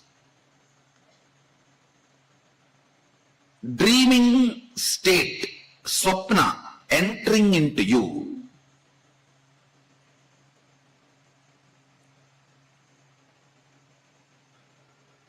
and convincing your waking state that dream state is part of your waking state.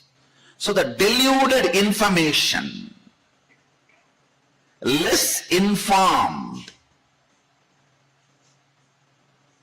frequency of you, actually, less informed frequency of you is your dream state. Little more informed frequency of you is your waking state. Completely, fully informed, awakened state of you, dimension of you is Turiya state.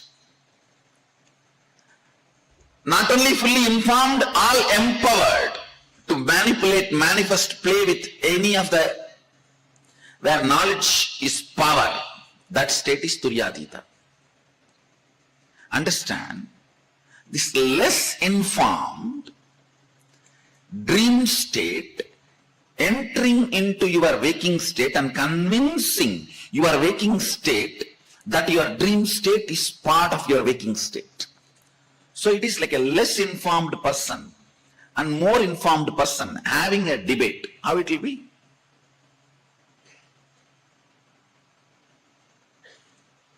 Even the logic or the frequency from which two ends of your dilemma operates will be different. Understand? For example, you are having a dilemma whether to start this business or not.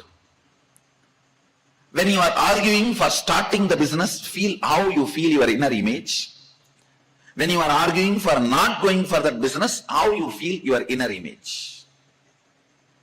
Or you have a dilemma whether to become a sannyasi or not. See, please understand, when you have this kind of debates, dilemmas, whether to go for divorce, whether to go for having a baby, whether to go for sannyas, whether to go for starting a business, or whether to go for having an affair, whether to go for building a new home. Whenever you have this, just observe one debate, one side of the debate will always be from more alert, higher inner image of you. The other side of the debate will always be from lower inner image of you. The moment you know this, just blindly vote to the fellow who is from the higher inner image. The debates and arguments which are coming from higher inner image, because he is Jakrat. The other fellow is Swapna, dream. Understand? For you to sit and have this understanding, you need little neem juice. Neem juice on the tongue, or a bay leaf on the tongue. Even the bay leaf, if you soak it in honey and chew, it will bring you to Jakrat state.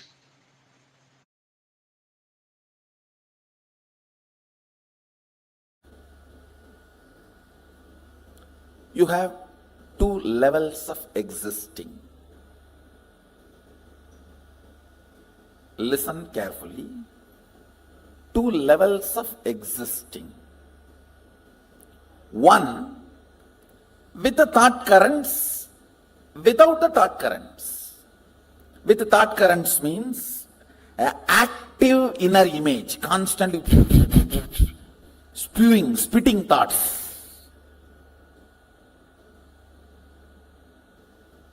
Without thoughts, in deep sleep, where I think some of you are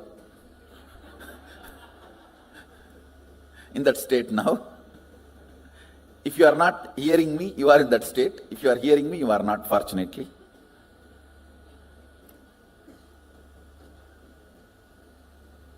I'll repeat, listen.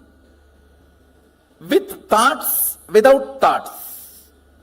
With thoughts, all of you know, constantly picking fight with everyone, everything.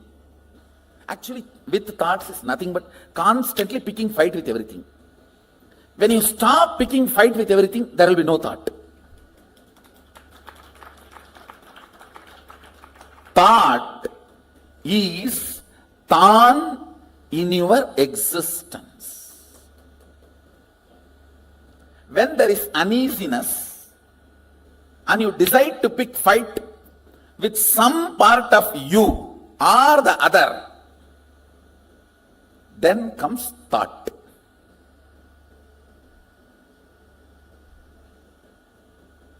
Without thought, you know, deep sleep in the night time or sometimes in the daytime. Whenever you are in the deep sleep, no thought. So these two, same way, listen. With thought, without thought. Same way, with your existence, remembrance of your existence, without the remembrance of your existence.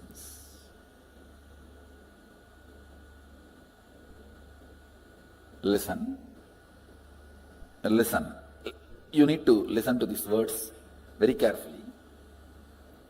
With the idea, I exist, I consciousness. Without the idea, I exist. These two states, how many of you are able to understand?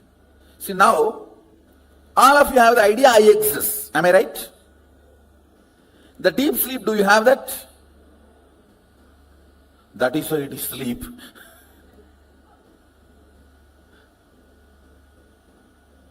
So, there are two ways and two states. Two ways is with thought, without thought. Two states is with the idea I exist and without the idea I exist. How many of you understand that? Projector. Listen.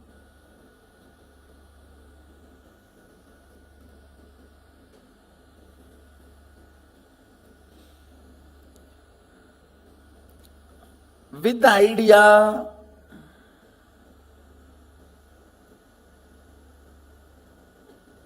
I exist, and with thoughts, listen carefully, because you need to understand this unit.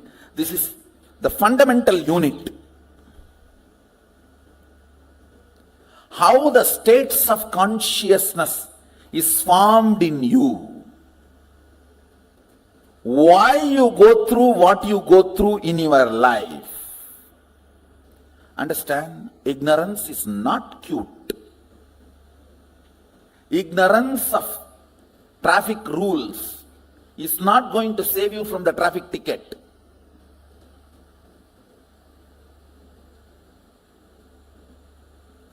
Ignorance of traffic rules is not going to save you from ticket. Ignorance cannot be a reason for not following. Same way in the cosmos, ignorance is not cute.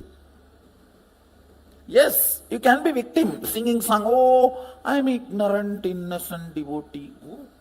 Who is going to care? No. A devotee cannot be ignorant.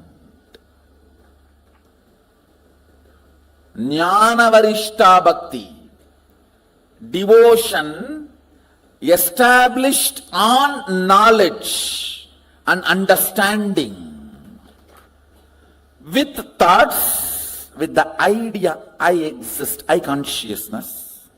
That state is called thinking, Jagrat. All of you are able to understand the word wakeful state, Jagrat? If you understand the word Jagrat, wakeful state, raise your hand. Great. I am using the Sanskrit word so that I will not forget, and all of you also will not forget. So let me go to the next word. I am introducing these 4 words. With thoughts, without the idea that I exist. That's called swapna. You may say, no. In dream also I remember I exist. No, listen carefully. In the dream, you will be writing your college examination sitting with your son. How can that be? College exam you wrote much before the marriage. How many of you had this kind of a completely overlapping dream? You need to know the identity you feel in the dream does not have independent understanding. It is just overlapping, crisscrossing of few thought currents. See, like laser beam, if 4 or 5 beams cross, that point looks like independently shining, which is not. Same way, in the dream, few thought currents crossing, you feel as if your identity exists, but it is not. It does not have consistency. In one dream itself, that will change 20 times. How many of you have observed? In the waking state itself, it changes. Why? Dream state. How many of you say that? But in the waking state, at least little decent. In the waking state, it's more like an unstable spouse. Every half an hour divorce. And every 1 hour patch up. But in the dream state, it doesn't even behave like an unstable spouse. It behaves like a 10 minutes son, 10 minutes boss, 5 minutes brother, 5 minutes enemy. You just don't know how it behaves. Listen carefully. The number of thoughts gives idea that you exist for a spark. That's what happens in the dream state. How many of you are able to understand what I am saying? That is why the idea of I in the dream state is so illusory. Many times you don't even remember you when you come back from dream. What was your idea about you? Seen but does not exist. That's a direct translation of the word swapna. Seen but does not exist. Where the idea of I does not exist but the thoughts exist. Means the frequency of the thoughts is much higher.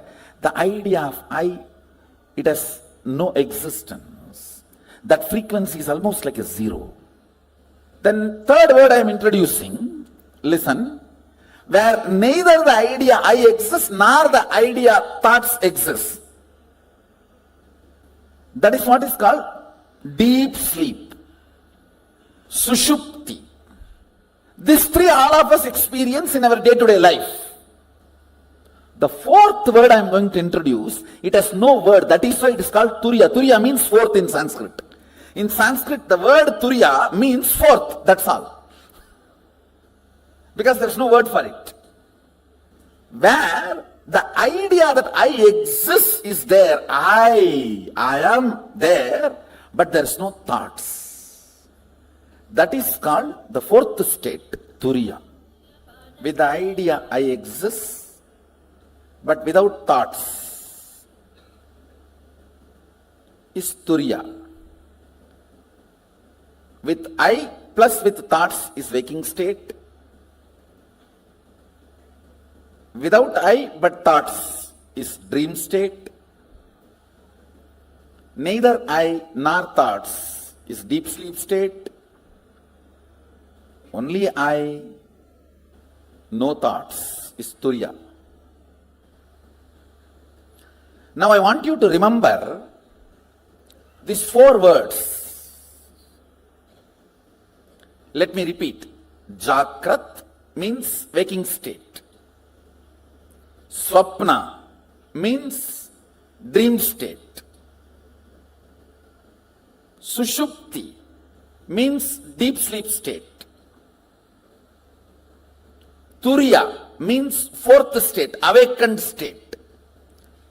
There is a fifth word Mahadeva introduces in Agama called Turyatita. Means not only you are awake, you are alive, you can move anything you want. See, if you have manifested the powers of moving a matter, how many of you are successfully able to move a matter? You have seen the glimpse of Turyatita. Turyatita is the state where awakening becomes power manifestation. Means you are able to play with your awakening. These are the 5 states. Listen, let me repeat once more. Jakrat, waking state. Swapna, dream state. Sushupti, deep sleep state. Turiya, awakened state. Turyatita, alive state. Where you are awakened to the higher reality and you are able to manifest it as you want. Alive with your awakening. Where when you say, hey, static matter, dynamic activity and strategic existence is one and the same. Move, you are a static matter, I am saying, and it moves.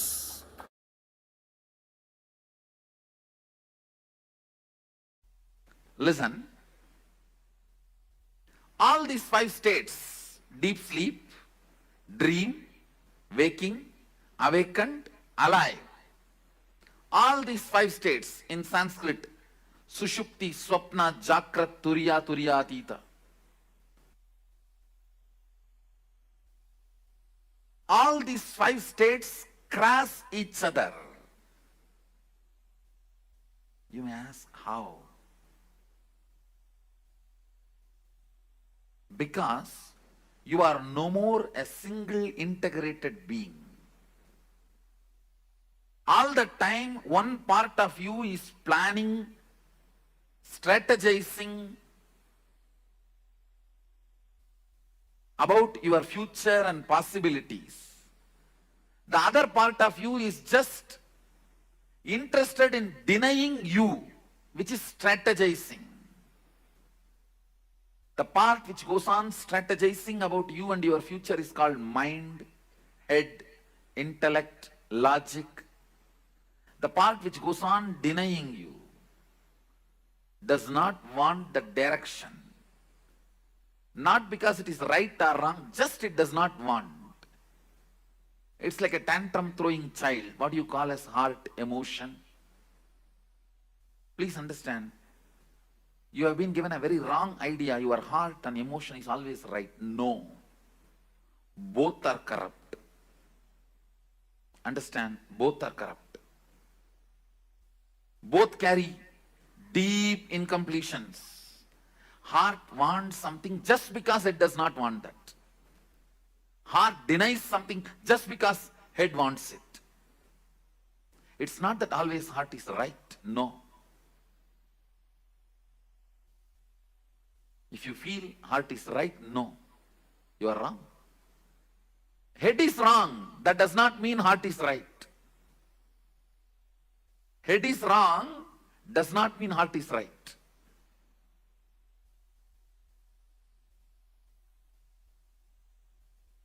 Sometimes head is right. That does not mean heart is wrong. Sometimes head is wrong. That does not mean heart is right. Both have their incompletions, both have their problems.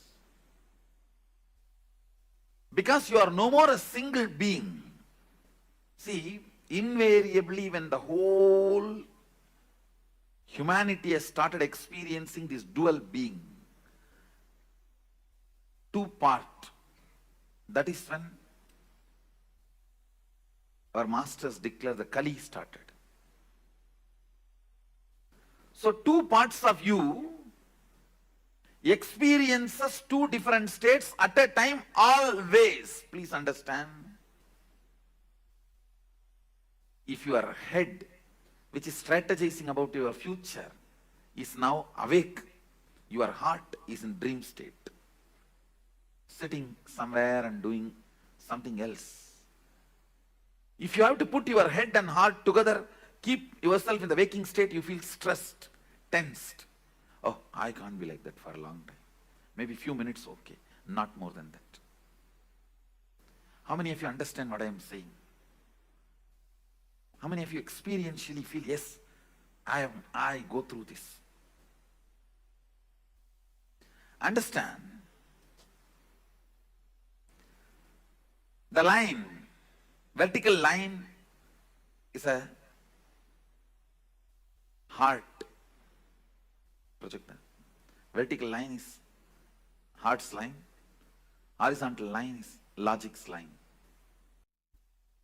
Sushupti and Jagrat, Sushupti and Turiya, Sushupti and Turiyatita. Understand that horizontal line is line of logic, mind. What is your strategy? See, one part of you constantly strategizes about your future, your life, logically goes on analyzing right, wrong, how to get the maximum out of everything. The line of head, logic line. And the other part, heart, emotion. Even the word heart may not be right word, because somehow unfortunately you have that very good idea about heart. I will use that. I will develop some other word.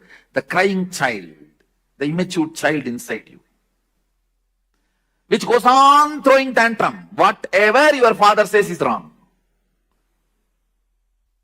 Once you decide, just goes on saying no, no, no, no, no. That becomes mantra. The no becomes mantra for one part of you. A complete frustration about everything. anything which can be seen and which can't be seen. People get frustrated because they can't see Sadashiva.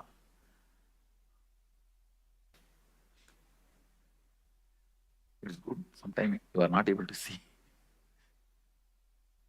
No, we get frustrated even with things which we have never seen, we never experienced, we never perceived. The tantrum throwing child. So better I use the word TC, tantrum child. The tantrum child is the vertical line. The tantrum child in you is the vertical line, and logical, strategizing mind, that is the horizontal line. Both of you go through, please understand, some of you are small family inside, some of you are joint families inside, some of you are apartment complex inside. Please understand, do not believe you are one person.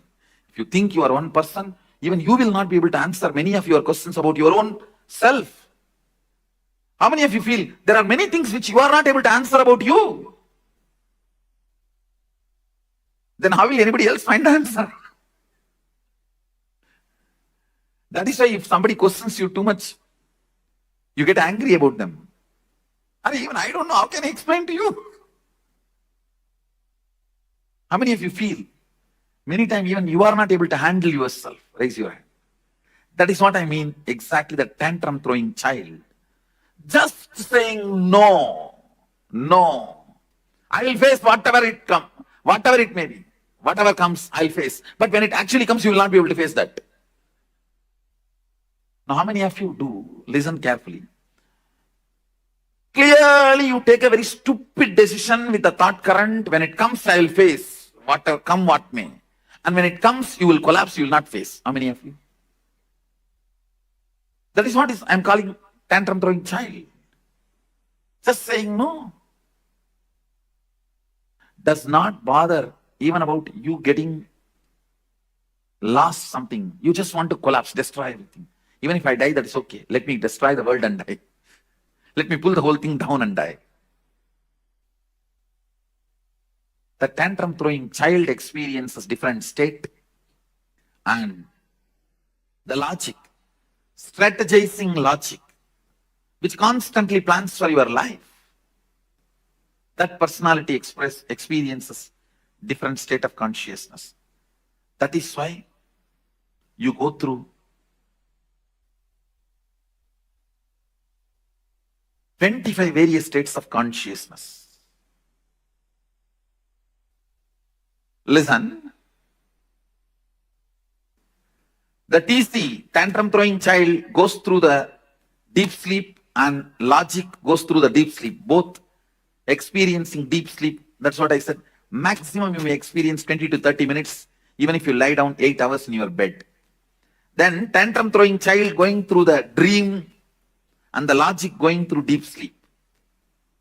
Earlier I explained that side, now I am explaining this side. Listen carefully. Earlier I gave an example. You going to dream, falling asleep without waking up. That is what is the example I gave for your logic experiencing dream, tantrum throwing child experiencing deep sleep. Then tantrum throwing child going through the dream, and the logic going through deep sleep. Earlier I explained that side, now I am explaining this side. Listen carefully. Earlier I gave an example. You going to dream, falling asleep without waking up. That is what is the example I gave for your logic experiencing dream, tantrum throwing child experiencing deep sleep. Now I am showing you this side. The tantrum throwing child experiencing dream, but the logic experiencing deep sleep. Listen carefully. That is what I call, if I have to find an English equivalent word, frustration. In Sanskrit we call it virakti. Vrakta means the tantrum throwing part of you is active, but the logic is completely absent. Listen carefully. In Sanskrit, it's called vrakti. In English, I am trying to translate with the word frustration. I'll give you the context where the tantrum throwing you is so alive, wildly active and dreaming. But the logic with which you need to control you, the reins are not in your hand. It's like you are sitting on a wild horse and the horse is running on a hill. It may even jump into cliff now. I'm talking about this part where, see, this is TC, means TC, tantrum throwing child, this whole line. This whole line is logic, your mind.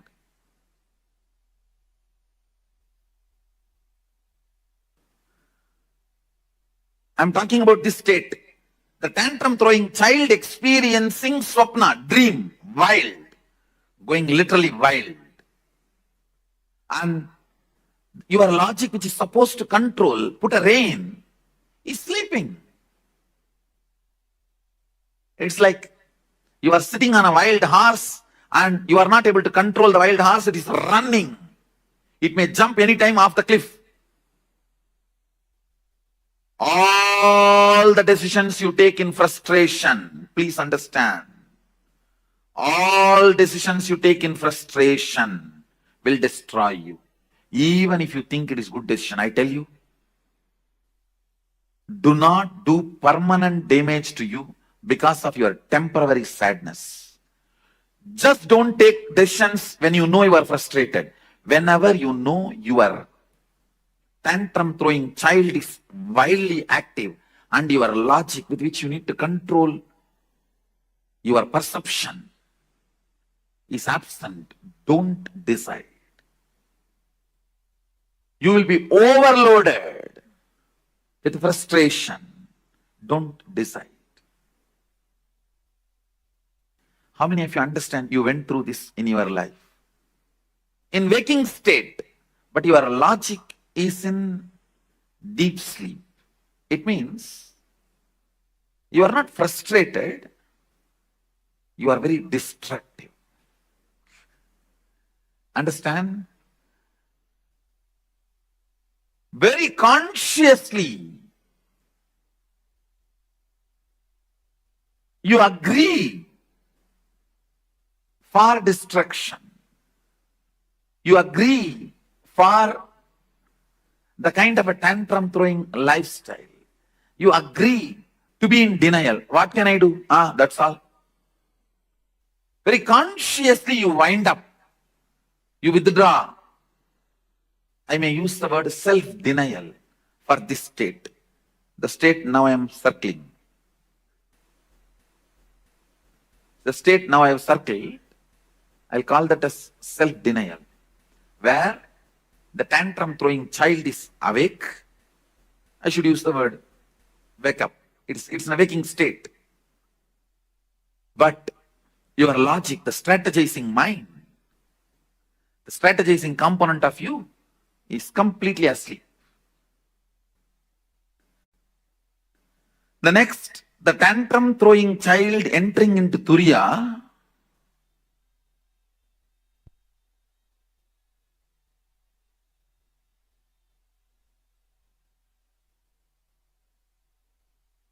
tantrum throwing child entering into Turiya, and the logic in deep sleep. One good thing is, the moment tantrum throwing child enters into Turiya, he gets healed. He is no more dangerous. He gets healed. Listen, very important thing. If a tantrum throwing child in you catches the glimpse of thoughtlessness, Turiya, even once, the whole thing becomes seeking. That is why the hippies become seekers even if they get one glimpse. The tantrum throwing child in you becomes a powerful seeker even if you catch one glimpse of Turiya. So I will call this state as Turiya plus Sushupti, the which I marked, seeking awaken but don't know what to do. Your logic does not know what to do, how to proceed, but you know something you need to discover. I'll call that as a seeking, but not active. It means you don't plan about how to go about it. Your logic has not found any method. It has not discovered any way to seek. But the tantrum throwing child is now throwing tantrum about everything which is seen and or felt, which is not matching with the reality of the Turiya. See, now the Turiya becomes the benchmark, the awakened state becomes the benchmark. Anything which is not matching up to that mark, you throw tantrum about it, but you don't know how to make everything match up to the standard. Understand? At this state, you will say big capital letter no to everything external, but you don't know to whom you should say yes.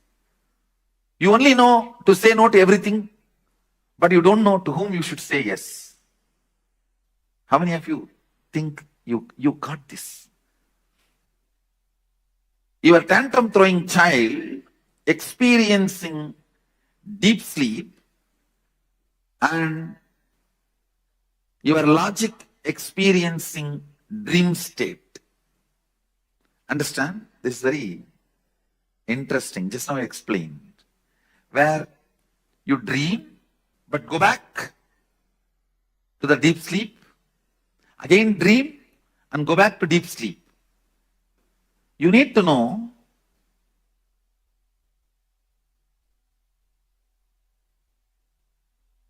maximum only 30% of you is your logic part. 70% of you is the tantrum throwing child inside you. That is why how much ever you strategize, always that tantrum throwing child wins in your life. How many of you agree with that statement? How much ever you plan, finally this tantrum throwing fellow wins the game.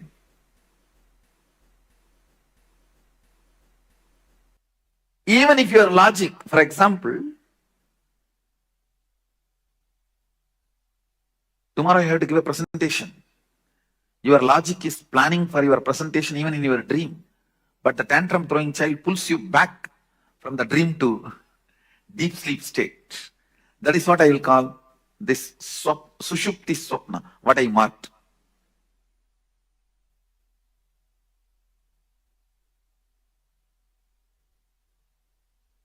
Next, the tantrum throwing child experiencing deep sleep, but the logic experiencing waking state. I'll say in this state, your logic thoroughly plans for your future. You will sit and think, nicely plan. But within next 24 hours, you will forget the whole thing and you will start thinking again the same thing and do the same plan.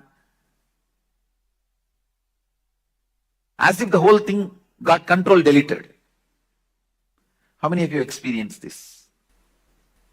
Your logic's plan, but your tantrum throwing child is not even interested in looking at it.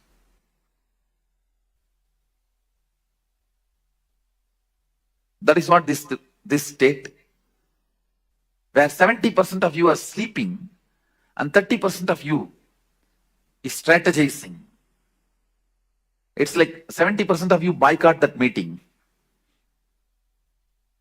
How can any corporate meeting be successful if 70% is boycotting? What you desire is your logic. What you believe is your tantrum throwing child.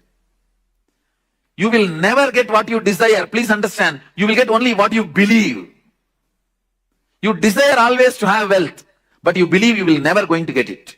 You are never going to get it. You desire to have health, but you strongly believe that is not part of your life.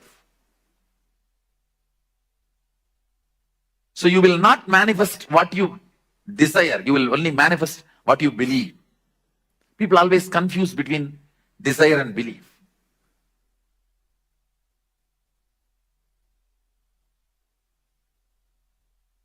Your desire is your logic, your strategy, your future plan. Your tantrum throwing child is what you believe as you. I think now it's too clear. How many of you are catching what I am saying, this statement? Understand? Next, your tantrum throwing child is in deep sleep, but your logic is in Turiya. During this moments only you get the darshan, vision of gods, goddesses, guru. But it goes away. It doesn't stay permanently, because anything only if your tantrum throwing child also cooperates only stays with you. For example, if your tantrum throwing child means the TC, if he enters into Turiya and your logic is in Sushupti, which I circled now, at that state, if you get any experience of God, Guru, Darshan, it stays with you permanently, because 70% receives it. But this state,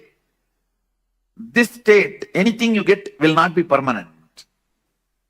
It will not stay with you. It doesn't stay with you. In both states you get, but this, only if your tantrum throwing child enters into Turiya and you experience something, it becomes permanent. Means your belief enters into that state, not your desire. When your desire enters, your belief will pull you back. Ramakrishna gives a very beautiful example. All his examples are completely from Bengali villages, because he lived his whole life in Dakshineswar, which was a village in those days, and he was born in Kamarpukur, which is a remote village. He gives a very beautiful example. These boys will catch the mongoose. Am I right? The pronunciation? Mongoose or mongoose? How you pronounce? Whatever. The boys, when they play in the paddy fields, they catch the mongoose. If they catch more than 5, 6, they can't keep them under control. So they will tie a rope in their tail and put a brick in the other end and leave them to go for further hunting. These fellows, they will enter into their home, which is like a dug below the ground. Even if they enter and hide in their nets, in their holes, the boys will come and just pick up the brick and pull the rope. They will come out, will carry them. Just like the mongoose, whose tail the rope is tied with a brick, can never hide, can never rest in his hole. If your belief is holding you back, just your desire cannot take you anywhere, because the belief is a rope and brick. It will just pull you out. Listen, here your belief is in deep sleep, only your desire experiences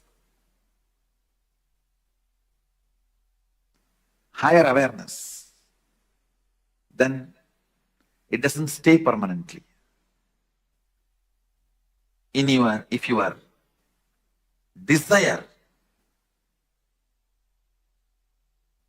even if your desire is in deep sleep, if your belief enters into the higher consciousness, you don't lose it.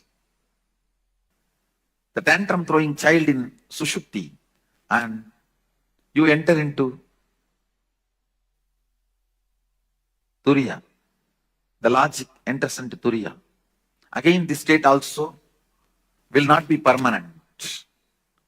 It will not be permanent, because the tantrum throwing child is 70% of you. That's more powerful. It will pull you out. But very good introduction, because with your logic, deep seeking, sometimes you catch the glimpse of unclutching. You caught the glimpse of unclutching, but you lost it. How many of you have that experience? This is the state you experienced. The state I have circled now, that's the state you experienced. If you got Unclutching comes by your desire, not by belief. Bhava Samadhi comes by your belief, not by desire. Understand? Unclutching comes by your desire, logical seeking. Bhava Samadhi comes by your belief, a deep feeling connection. The tantrum throwing child, when he feels connected, you experience Bhava Samadhi. Belief is in deep sleep and desire is in Turyatita. That's the state I have circled. You do catch Satori, but which does not stay back. It doesn't stay back. It goes away. But if your belief catches Turyatita, desire is not cooperating. That is, I can say, this state. Your belief means tantrum throwing child is catching Turyatita, but your desire, logic, is in deep sleep, Sushupti. It's not cooperating. This will become permanent, but this will not be permanent. If you achieve this, you will always lose. Achieving this is very easy, but you will lose it. Achieving this needs little practice, but you will not lose it.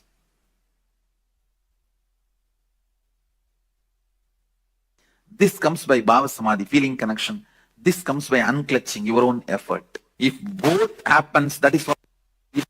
If both happens, that is what is called Turyatita, which becomes permanent. Few basic truths. 25 states of consciousness is multi-dimensions of you. Listen. All the 25 states are part of you. Nothing is good, nothing is bad. Deep sleep is as much you need.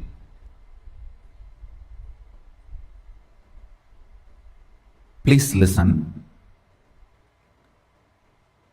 Deep sleep is as much needed to you as you need Turyatita. The whole 25 states is your 25 dimension. Only thing, you becoming powerless during the deep sleep or the dream state is the problem. But if you decide to become powerless, you can be powerless anywhere. If you decide to become powerful, you can be powerful anywhere. Fundamentally, this whole 25 state is 25 phases of you, 25 dimensions of you. Nothing is bad, nothing is good.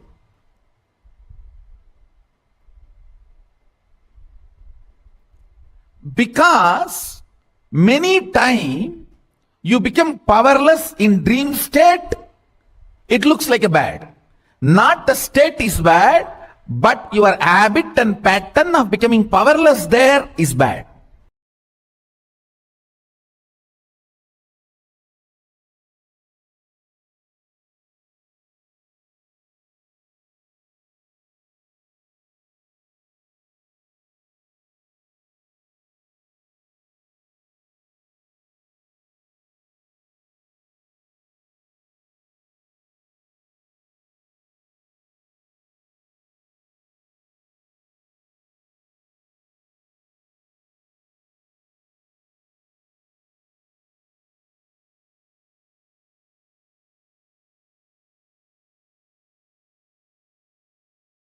States of consciousness that Swamiji revealed is a very, very important and an amazing truth.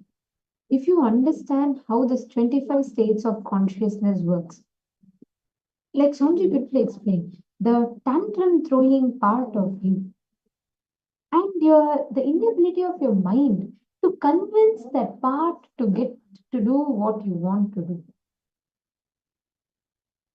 This entire aspect that you carry inside of you, if you understand, analyze how this 25 states of consciousness exist, You will have a breakthrough in not just understanding about yourself, even in the way how you deal with you. Can I request each of you to post your clicks on this 25 states of consciousness? Can I please request all the participants to post what each of you have understood about this 25 states of consciousness? Because this forms like a foundational understanding, the fundamental understanding of what you are and what you cognize as you. So I request all the participants to please take a moment and post whatever you've understood so far.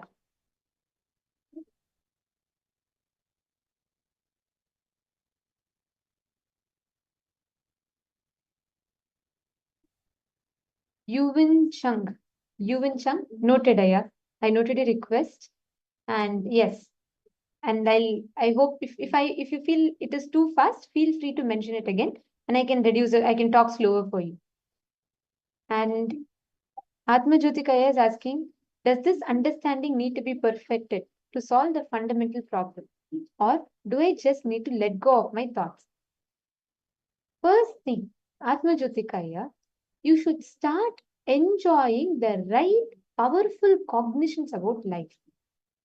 Right now, based on my observation over the last few days, you're giving too much of importance to your cognitions and patterns that you carry about you, as opposed to you experiencing, continuously cherishing, consciously cherishing the powerfulness in your inner space. See, listen carefully, there's a difference between the two. Constantly cherishing powerlessness, constantly cherishing incompletion will make you keep brooding over it again and again and again. So don't worry about it. First, start listening to the rich, powerful cognitions. Start understanding I am Paramashiva, whether I know it or not. Swamiji has told me I am consciousness. Therefore, I am consciousness. Start building that in you first. Are you understanding? Forget about your right, your wrong, your good, your bad. Drop all those cognitions. Only focus on building the right, powerful cognitions. Second thing, have a matured conversation with yourself. Means, don't talk to yourself from the space of putting yourself down. Don't talk to yourself from powerlessness. Don't talk to yourself from self-blame pattern. Look in and converse with yourself. Have a matured conversation. Means speak the right, powerful cognitions to you. Are you understanding? When you repeat these words of Swamiji's in you again and again and again and again, you will start manifesting that breakthrough. Okay? You focus on this and don't worry about what you understand, how you understand. You focus on this, you will start having that breakthrough. Now, I'm going to request all the participants to take a few minutes and I'm going to project the chart. We will be discussing about this further. But first, I request all of you to write down. Please pen down the 25 states of consciousness. Just write this chart down. If you don't understand also, it's fine. Just write it down. So we will be able to discuss on this deeper.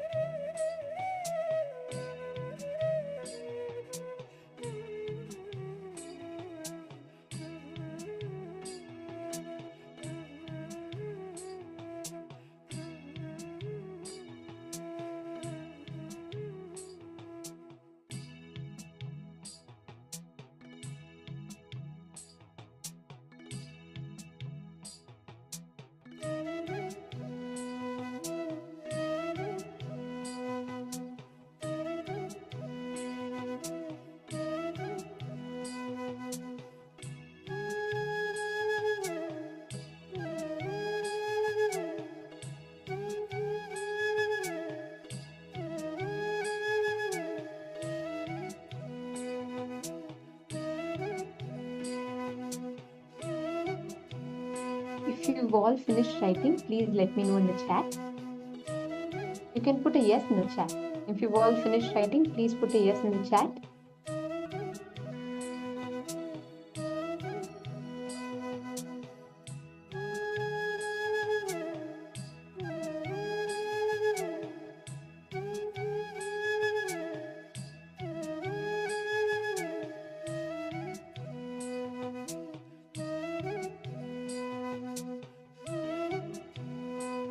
Now, each one of you, listen carefully.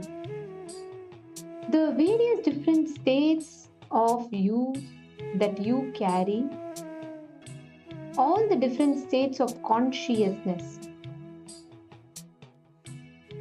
each of them determine how you experience your reality. For example, I'll walk you all through detailed way now. Please listen carefully. If you feel constantly tired and bored, and that means if your physical body, each of this is just which state your body and mind is in. So if your physical body is in the state of tiredness and boredom, and mentally you're very active, right? You feel like very active and you're feeling very alive and awake. That state where you feel extremely sleepy, when your body is in the sleep state, mind is in the awake state. This kind of state leads to things like where you experience, let's say, where you experience states like coma or deep boredom and tiredness. Same way, when your mind is awake and your body is asleep, that is coma. When your body is awake but mind is asleep, that is sleepwalking, the extremes of it. Similarly, even for boredom and tiredness, for example, when your body is experiencing the state of sleep, but your mind is experiencing awake state, that is tiredness. Your mind wants to do something, physically you're tired. But when your body is awake but not wanting to, mind is not active, that state is what is called boredom, where you're feeling bored. If you understand these 25 states of consciousness, you will be able to understand your moods.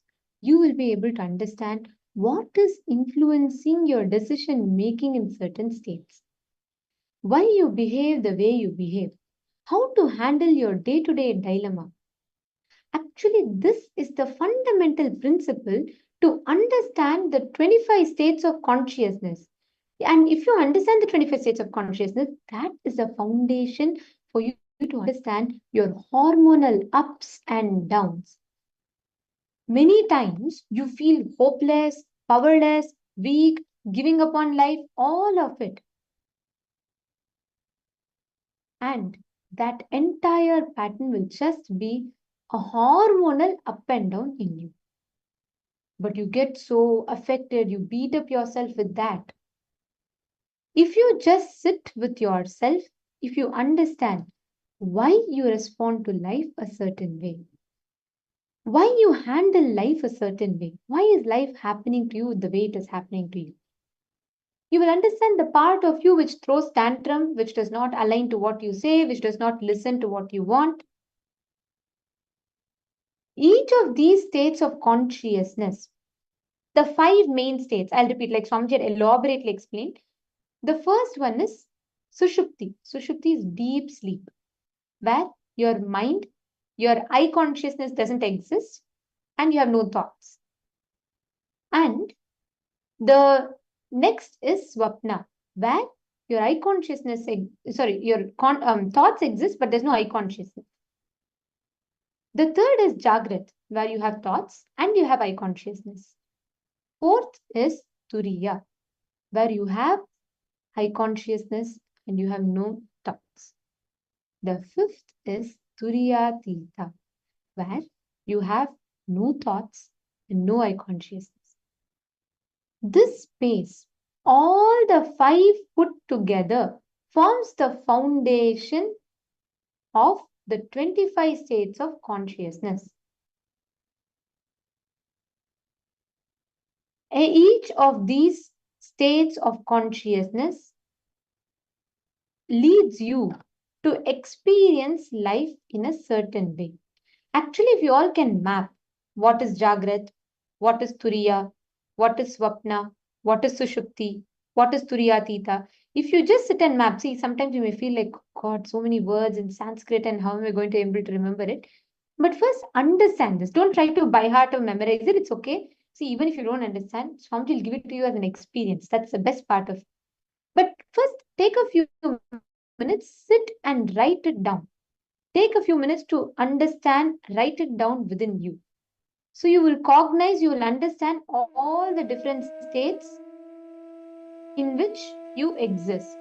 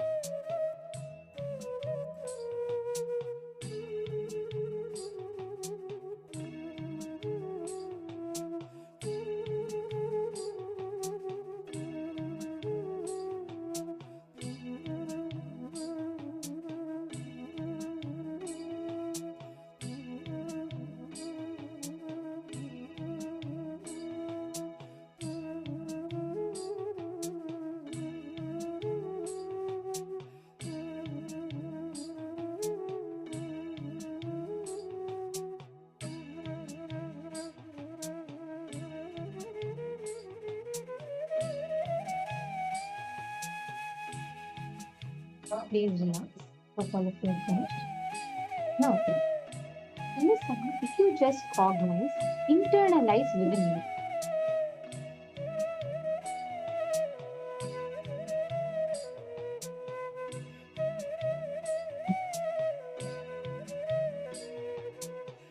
So if you just cognize and internalize this cognition inside of you will have an in-depth, deep, powerful shift over how you experience you, how you understand you, and how you cognize yourself. All you need to do is just have this powerful cognition about yourself, and you will shift. You will have a breakthrough. If you all have finished writing, please can you all confirm in the chat? Don't worry about how much you're able to understand. See, all these things, even if you just intellectually sit and understand, that itself is good enough for you to start having the deeper understandings and having a breakthrough. So focus on understanding these powerful cognitions and these truths, and you'll be able to have a shift within you from that. Now, we're all going to be, once you understand this, the 25 states of consciousness. We are now going to be getting introduced to the 11 dimensions of the universe. We learned about Jiva, which is 25 states of consciousness. Now we are going to be learning about Jagat, the 11 dimensions of the universe. Universe, the whole world as you see it, is made up of 11 different dimensions. Length, breadth, depth, time, space. Science only knows 3, length, breadth, and depth. But actually what you can experience, what you are, the human brain can fundamentally cognize up to 11 dimensions. Every one of you today are going to be mastering this ability, the ability to cognize 11 dimensions of the cosmos. Atmajyotikaya is saying, Ma, I didn't understand the 25 states of consciousness. Can you give me an example? Okay. For example, Atmajyotikaya, there are moments in your life where you go through powerlessness. Sometimes you feel tired. Sometimes you feel sleepy. There are so many different states you experience, right? Sometimes you feel very happy. Sometimes you're so much in love. Sometimes you're feeling very, gratitude in life, and you're feeling like so unclutched. When you manifest powers, you're experiencing so much of completion. When you watch darshan, you have inexplicable bliss. Each of this corresponds to the different states of consciousness that you go through. When you are in Jagrat state, Swapna, Sushupti, this is like a manual. Like for example, if in a car, okay, if the accelerator is not working, or okay, for example, if there's not enough thrust, right, and if you're not able to shift the gear smoothly, you will know, okay, this is causing this problem. The car is in this state. If the tires are flat, you will know for each of it, there are different conditions. In a phone, for example, if there's a virus, or if there's too much of cache data in the phone, or if there's too much of app, the storage is full. Each of it is different states of like existence in the phone. So this 25 states of consciousness is like a map, a manual for you to understand yourself, for you to understand which state you are in. It's only to support you to understand which state you are existing in, what you need to travel, what you need to experience. Are you getting it? See, these Sanskrit words may be too much for you, Atmajyotikaya, but it's okay. Sit and listen to it so you will understand, you'll become aware. Right now, you may feel, I don't know why I fall into boredom sometimes. Sometimes you feel you're so hating life, you're given up on life. But sometimes you'll feel so motivated, so inspired. You'll feel like I can achieve anything I want. And sometimes you'll feel life is a struggle. Each of these are different states of consciousness that you go through. If you understand what you are experiencing in life, if you're able to map it to the 25 states of consciousness, you will have an in-depth understanding about yourself. Okay? And Yuvan, Aya, are you understanding? What are the clicks you've had so far? Now, we are all going to be entering into understanding 11 dimensions. This is pretty easy. This 11 dimensions, like Swamiji simplifies it so beautifully that you will be able to understand it immediately. So now we're going to be entering into the session because today we're all going to be manifesting the powers related to the 11 dimensions. So let us now understand what are these 11 dimensions of the universe and how you can experience or access them.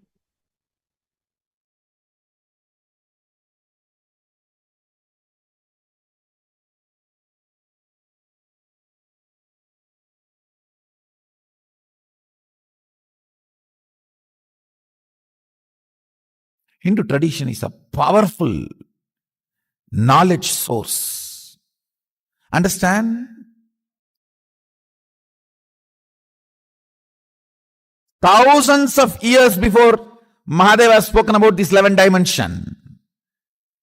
Modern day science is still sitting with the 5th dimension.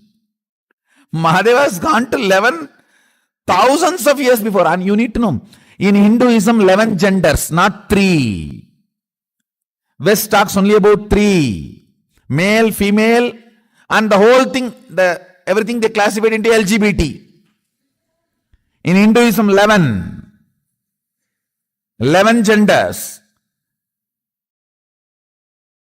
Male biomemory in female muscle memory. Male muscle memory in female biomemory. And same way there's a clear description of experiences of these 11 dimensions. If 25 states of consciousness knowledge is shared with the world, whole psychology, psychiatry, this department will collapse. About everything.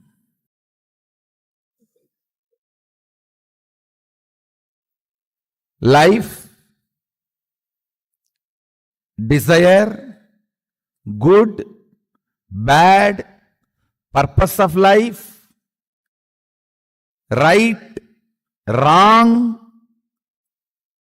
about everything. Having powerful cognition, getting matured, having powerful cognitions, getting matured. Because of that powerful cognitions, manifesting powers.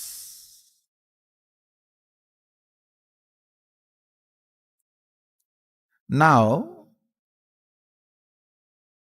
giving powerful cognitions to you about the universe is introduction to 11 dimensions of the universe.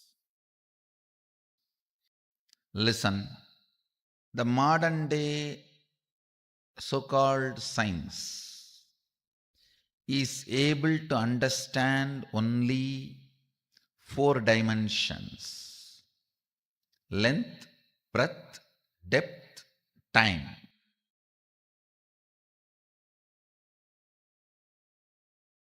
But the ancient science, the Sanatana Hindu Dharma, elaborately describes the 11 dimensions and the beings exist in the 11 dimensions: length, breadth, depth, time, and space. These are the 5 unit dimensions. And the permutation combination of that 5, length, breadth with the time space, breadth, depth with the time space, length, depth with the time space, the various permutation combinations of these 5 basic dimensions forms 11 dimensions of the universe. Let me introduce the first dimension. Dimension means aspect of the universe. See, 25 aspects of you only is the 25 states of consciousness. So now internalize 25 aspects of you is the 25 states of consciousness. 25 aspects of you is the 25 states of consciousness. 11 aspects of the universe is 11 dimension. 5 aspects of God is Panchakritya.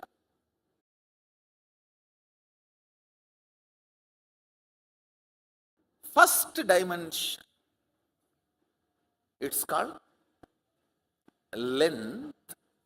Listen. Each of this dimension has its own tattva, unit. So understand these basic principles.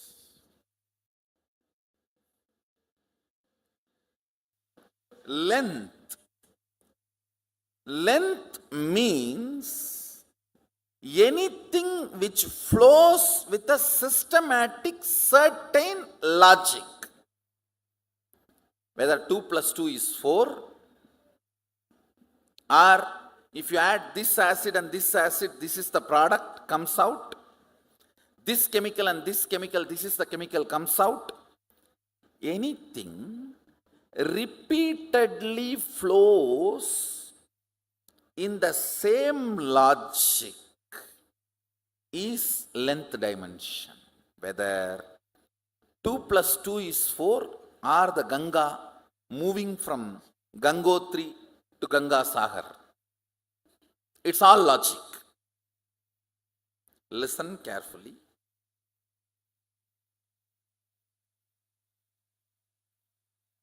All logic which moves systematically comes under length dimension. If I introduce other 2-3 dimensions, then you will understand. You will be able to grasp the depth of each dimension. Length dimension is a power by itself.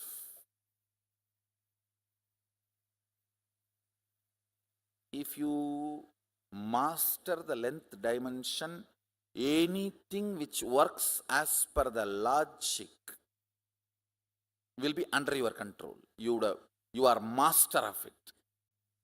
Everything which flows in the rhythmic logic is breath dimension. Listen, rhythmic logic is different and simple logic is different.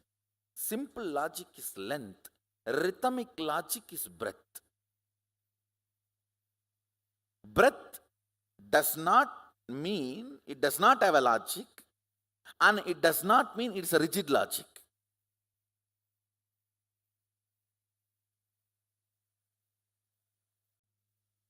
All language, all mathematics, all data analysis, all the statistics, all this comes under length dimension. Rhythmic flow of logic is breath. Means it's not that length is not there, but it is not rigid length. It's not rigid logic. Like dance, music, poetry. Poetry is the breadth dimension of language. Silence is the depth dimension of language. Speaking is the length dimension of language.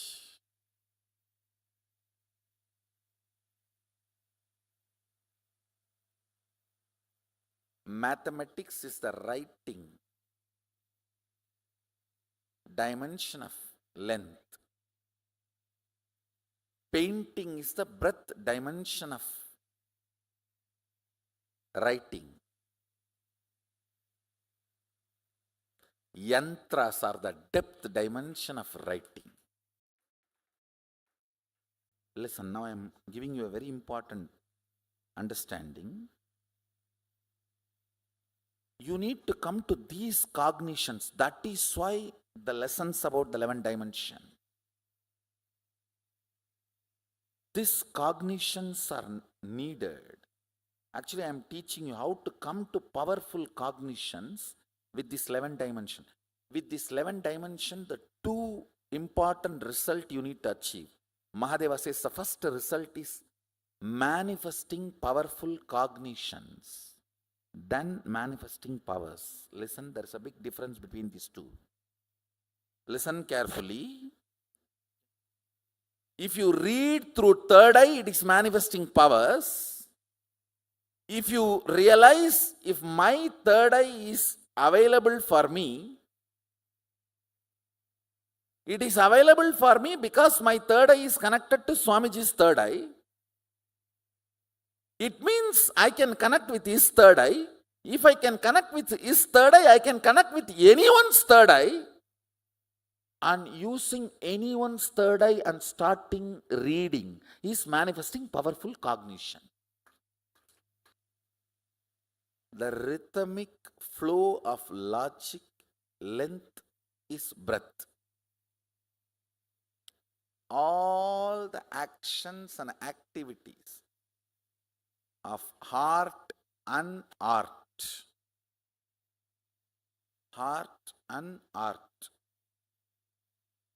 goes into breath dimension, where there is a logic, but there is a flow, not rigid logic.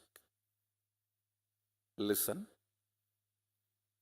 all your patterns function from breath dimension, not from length dimension. Like if I sit in cold, tomorrow I'll get fever. Because my father had diabetes, I will also have diabetes. These kind of stupid cognitions. Rhythmic flow of the body language is dance. Rhythmic flow of the verbal language is poetry. Rhythmic flow of the sound is music.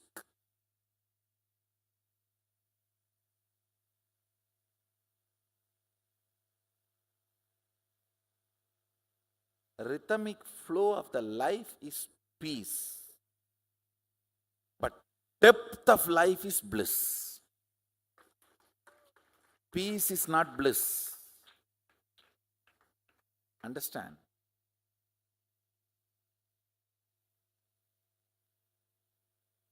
Powerfulness of the length is relaxation. Powerfulness of the breath is peace. Powerfulness of the depth is bliss.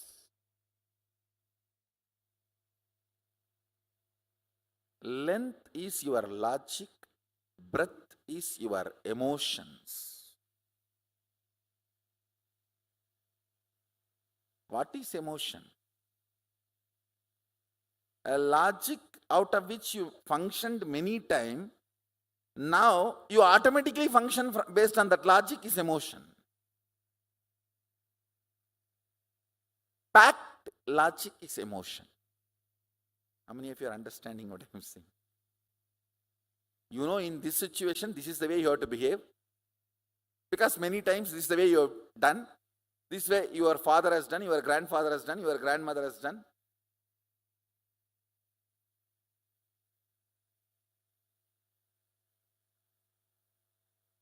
Length repeated again and again, which became your muscle memory, is breath. Breath repeated again and again, which became your biomemory, is depth. Depth is your conclusions.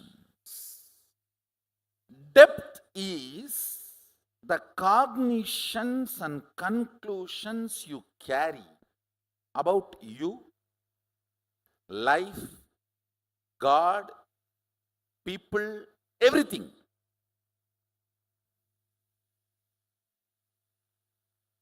I'll repeat. Logic of you and the universe is length dimension. Rhythmic logic of you and the universe is breadth dimension. Cognitions from which the logic and rhythmic logic of you and the universe manifests is depth dimension. Listen to the fourth statement. Time, kala. Time is a rough word, English word. Let me use the word kala directly. Kala, that's the fourth dimension. No difference between your kala and kala of the universe. Listen carefully. Anything which makes you feel universe's time is different and your time is different is not you.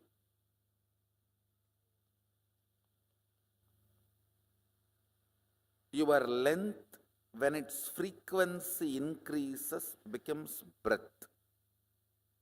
Your breadth, when its frequency increases, it becomes your depth. Your depth, when the frequency intensely increases, it becomes your time.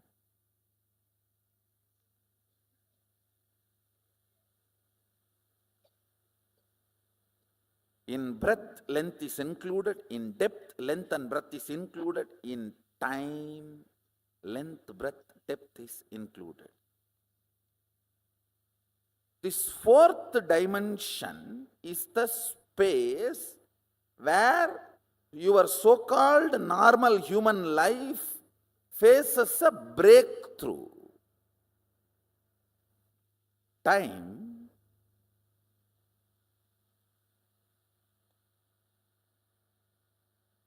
is a frequency dimension of the universe, aspect of the universe, where you and universe are reverberating in the same frequency.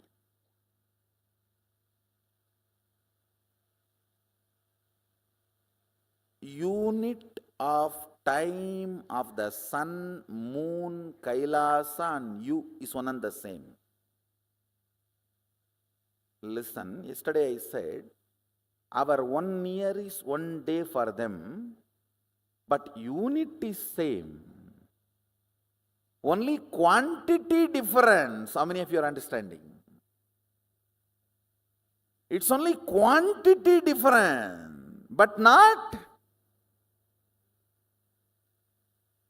So in Tattva, principal unit, listen carefully, your logic and logic of the Devatas are different. They are not same. Your breath and Devata's breath, not that far away, little closer. Your depth and Devata's depth, little more closer. But in time, your unit of time and their unit of time is one and the same. There is only quantity difference.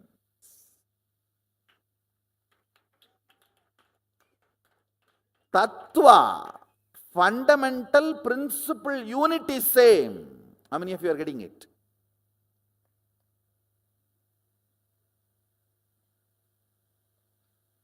Yes.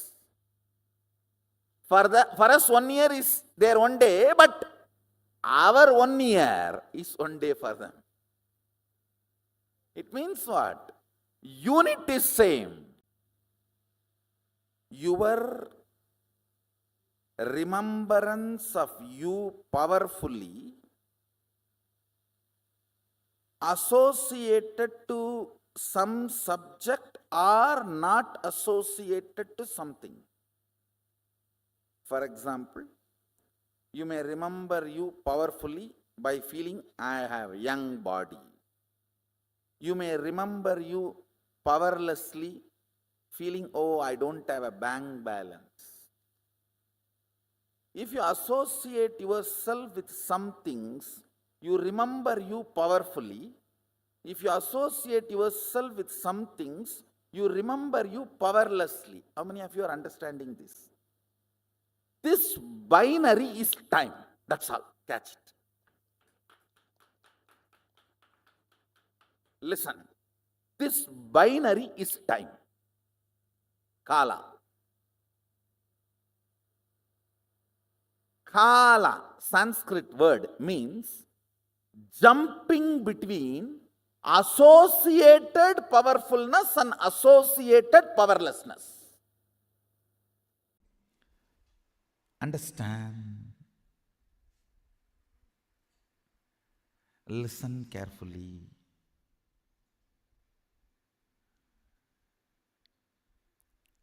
Length, breadth, depth of a person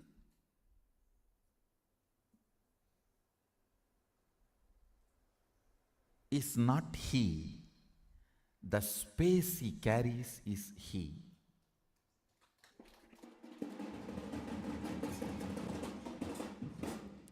When I say length, breadth, depth of a person, I speak in both the meanings. One, logic, heart, and cognition.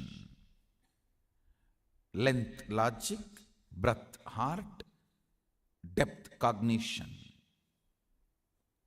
This three does not really constitute a person. And length, breadth, depth of the size, shape. Size and shape does not constitute a person. That is why you fall in love with the size and shape, get frightened when you see the space.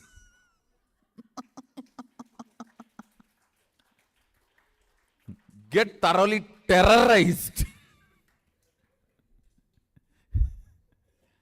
Getting mesmerized by the size and shape and getting terrorized by the space is called marriage.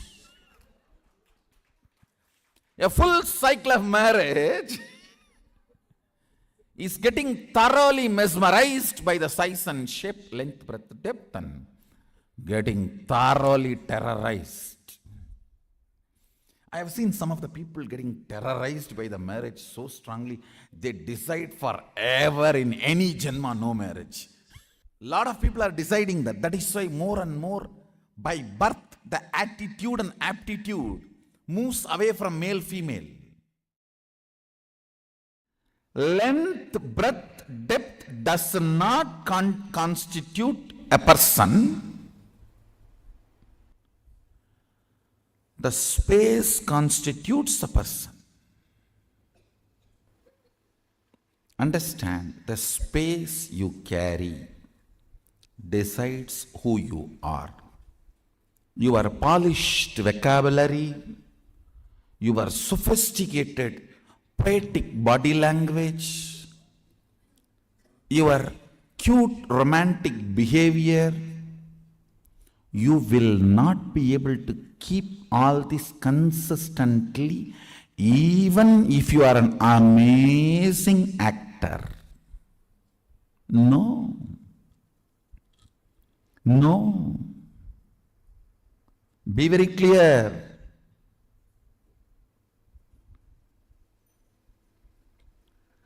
The space you carry, its smell, its flavor comes out of you like energy.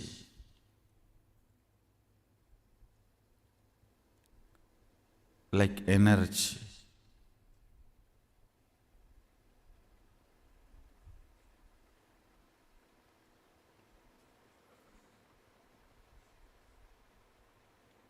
Many of the Indian restaurants use this as a tactic. They release a certain masala flavor. That whole area will have that masala flavor. The moment you enter that zone, you will feel like eating. That is also again like a marriage only. You go to the restaurant and you order what you want. Then when you see what the other person has, you always wish you had ordered for that. And the other person is feeling the same.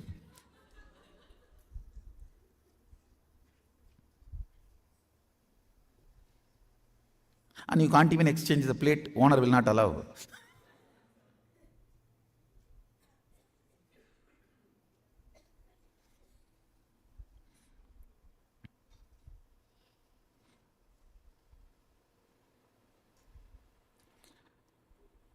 The smell, the flavor of your space, the flavor of your space is what I call Shakti. Understand? The explosion happening in your inner space is Shakti. Please listen. This is the good news for you.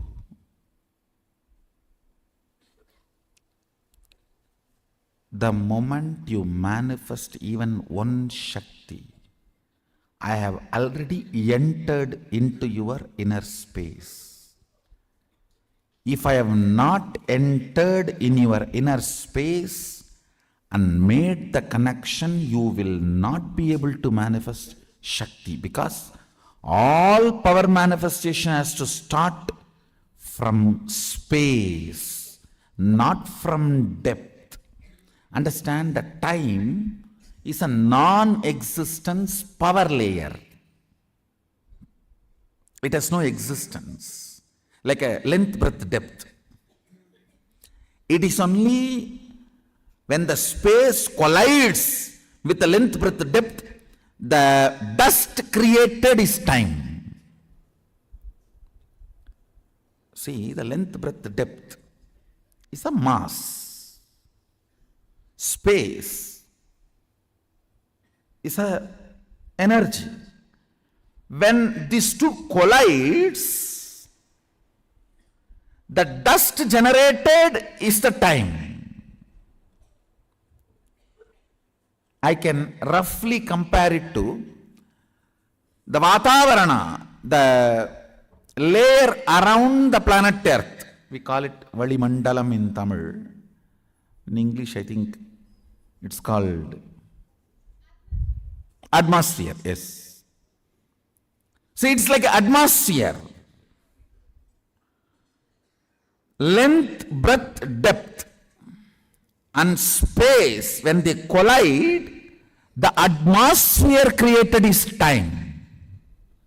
It has no independent existence. If the length, breadth, depth moves away from the space, the time will not have its existence.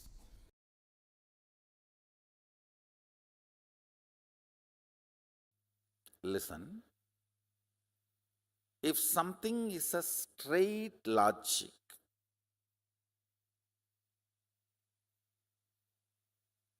it is called length dimension. Almost there is no blind spot. Same way, there is no depth. Listen carefully. Playing your whole life in length dimension is like a ship in the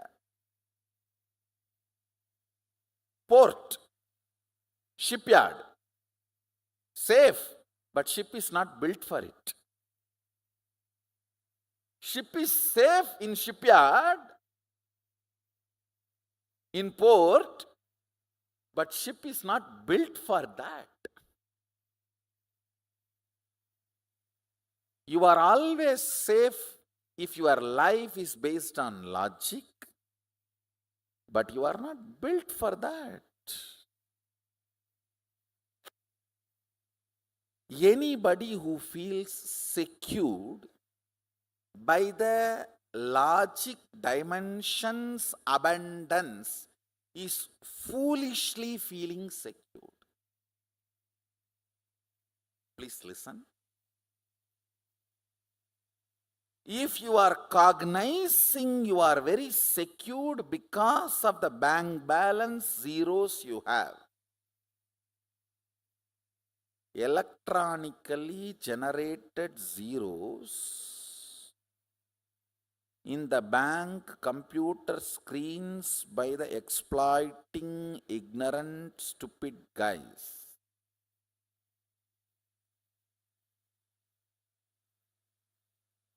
If that is giving you the concept of security, you are stupidly secured.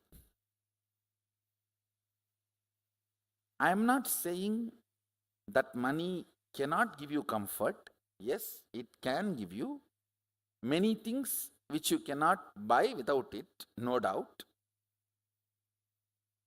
But if you cognize that is going to give you a complete security in life, you are fool. It can give you painkiller, it cannot remove pain. Bed is not equivalent to sleep.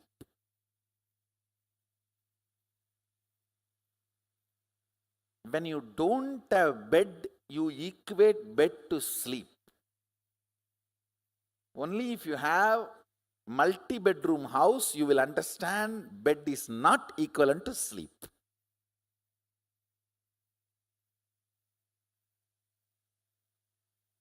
Same way, security you feel based on length dimension is the security ship feels in the port.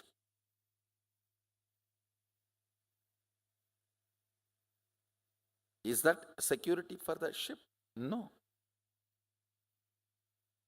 Security of the ship is its ability to handle everything of the ocean.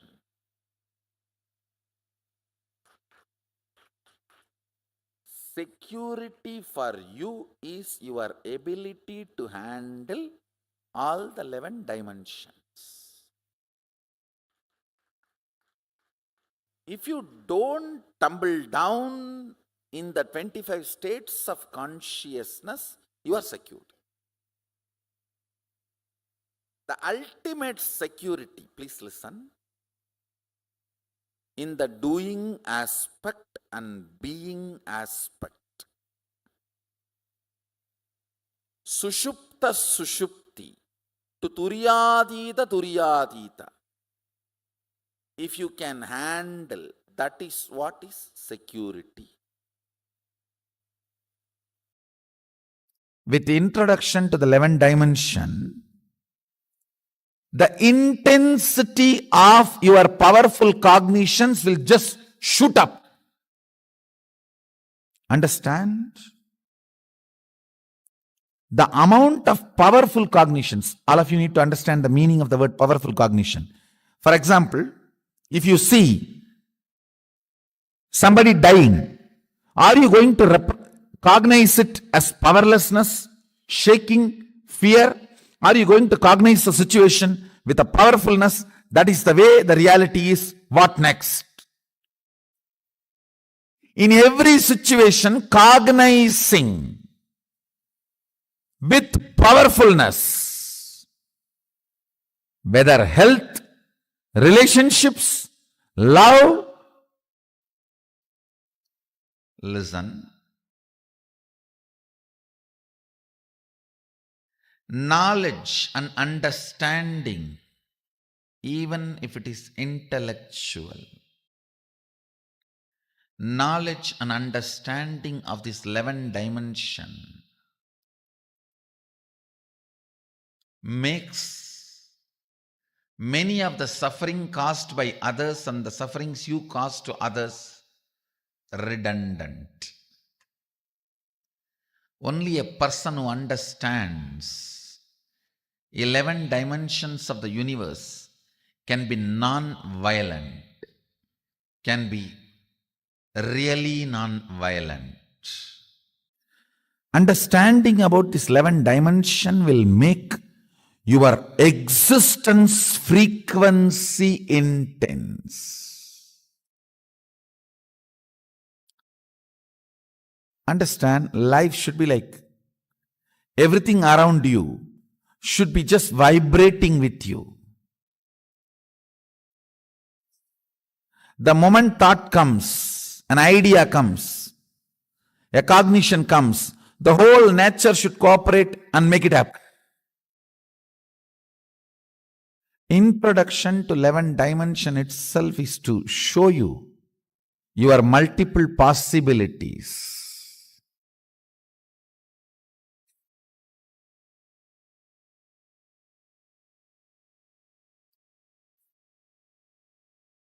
Actually, I am interested in you, not your identities. That is why when people try to come and tell me, Swamiji, I am this, what can I do for your mission? I tell them first, your consciousness, let you make it to the higher frequency. Taste what I am teaching, what I am standing for. Substantially, even you will not be able to doubt you to that level.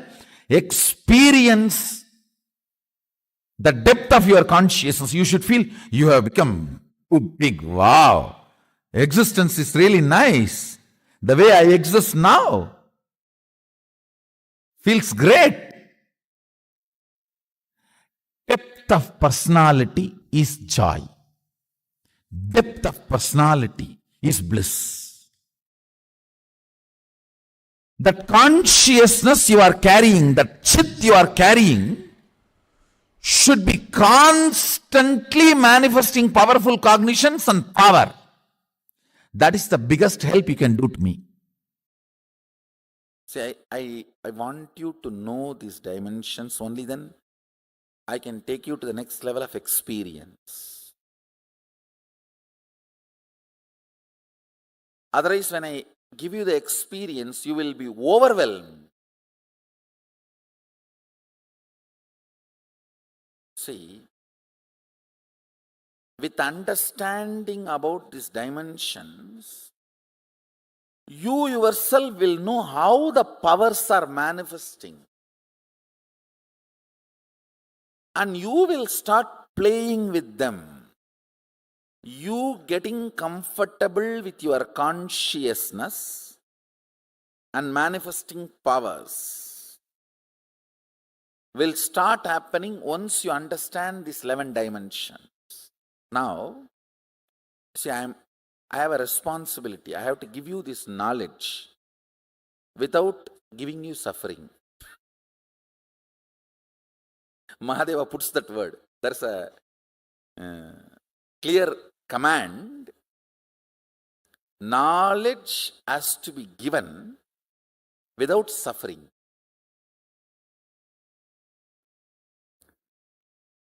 Listen, first thing you need to know about the universe because you are living in universe. Ignorance is no way cute and ignorance is not going to save you anywhere. Second, why I am teaching about this fundamental units of the universe, 11 dimensions, because understanding about these 11 dimensions will make you manifest multiple powerful cognitions and powers. I'll repeat. See, manifesting powers of third eye, like reading through your third eye, scanning through your third eye, is power. But understanding the fundamental principle, unit, tattva, why you are able to do?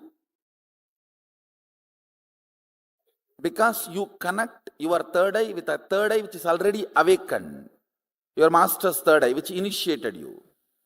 and that third eye is connected with all the existing third eye, then the power you manifested through your third eye is not limited to your third eye.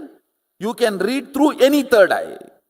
That is what is powerful cognition. Understand? So today you are going to manifest powerful cognitions. Only then you will understand how understanding about these multi-dimensions makes you start functioning in multi-dimension level. Understand, my purpose is individual, having a breakthrough in consciousness and feeling you have now become multiple. Like earlier, if you felt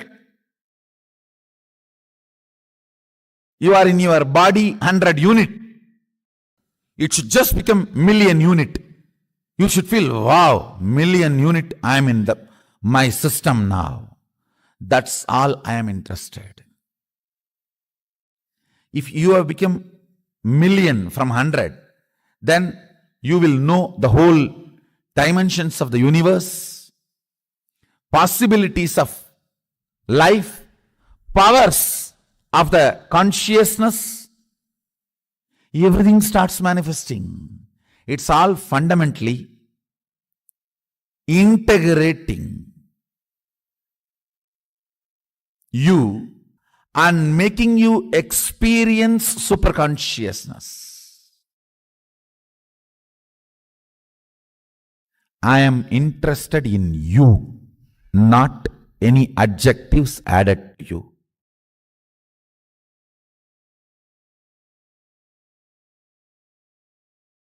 I am interested in you manifesting, you radiating. My project plan is only one.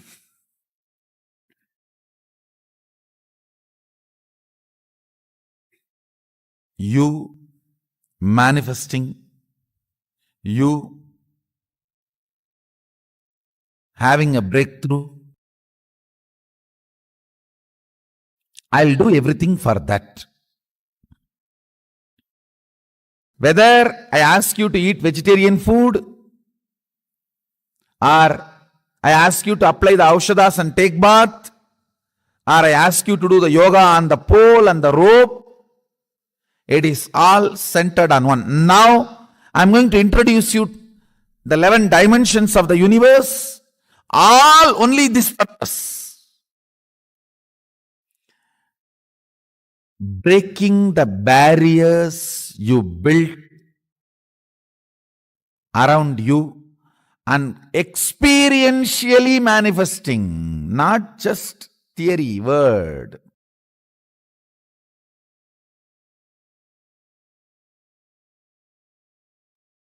So beautifully, Swamiji has revealed to all of us the most important truths about 11 dimensions: length, breadth, depth, time, and space.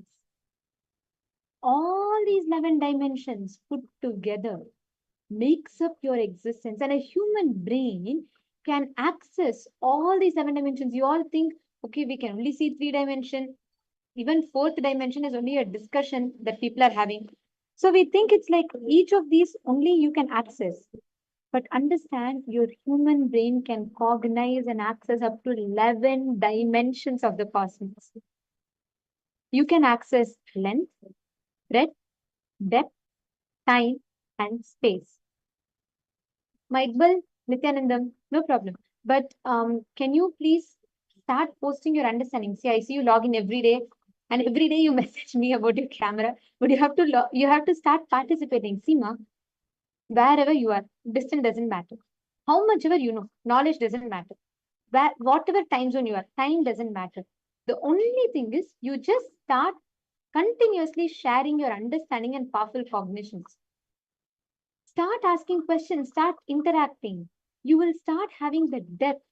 Actually, all the Chinese participants, Yuvan, Atma Jyotikaya, Sui Ling Tan, and Yan Hui Jing, Gabriel, each of you without knowing the language.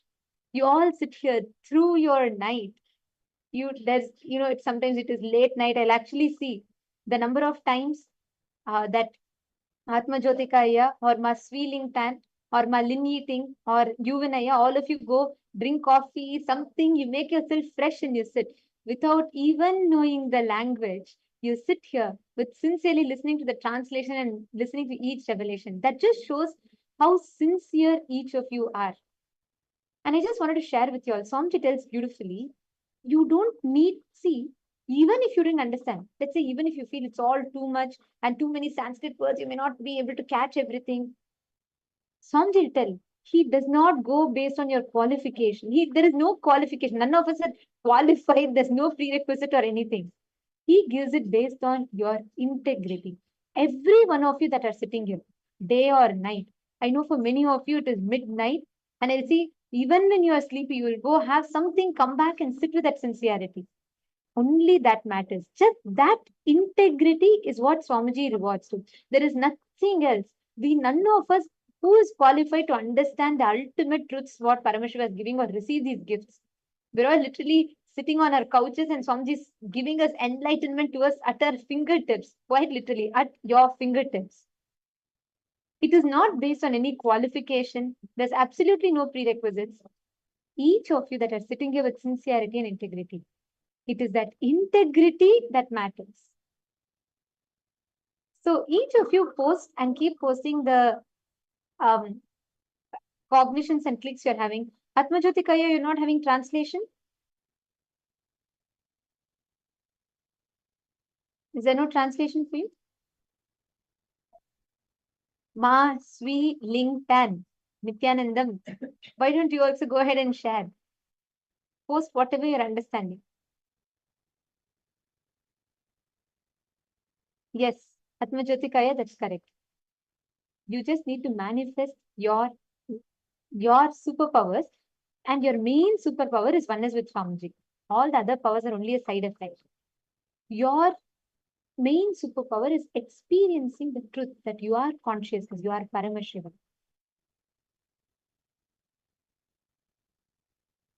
Yes. Ma Iqbal Bano has posted, I have seen my dear Swamiji today and I'm so happy. Inshallah, I will get enlightenment. Absolutely, Ma. You will experience that space that Swamiji has given to you. And see, whatever your understandings are, your cognitions, even your doubts, you are not able to understand certain things, or you're clicking with certain things. Don't worry about it. And sit now and connect deeply to Swamiji. Ma Iqbal Bano, the feeling connection that you have with Swamiji, experiencing Paramashiva, that is your strength. You just sit here and whenever you don't understand something or whenever you're feeling sleepy, you just tell Swamiji, can you please make sure I'm not sleepy? Swamiji, can you please make sure that somehow I'm understanding this, I'm experiencing this? That's all. Swamiji will take care. Actually, Ma Iqbal, if you're able to arrange, if you can get an Atmamurti, keep Swamiji next to you. You should virtually living with Swamiji. With Atmamurti, you are literally living with Swamiji. So start practicing the presence. It'll really give a beautiful shift to you. Because every day I notice you will join correctly. You say, Ma, I just want to see Swamiji today. Correctly, you will receive the darshan. You just enjoy manifest powers. So that's what you enjoy, right? So you should just sit, connect with Atmamurti and sit and listen. And that's all. Swamiji will reward you, shower you with all the experiences.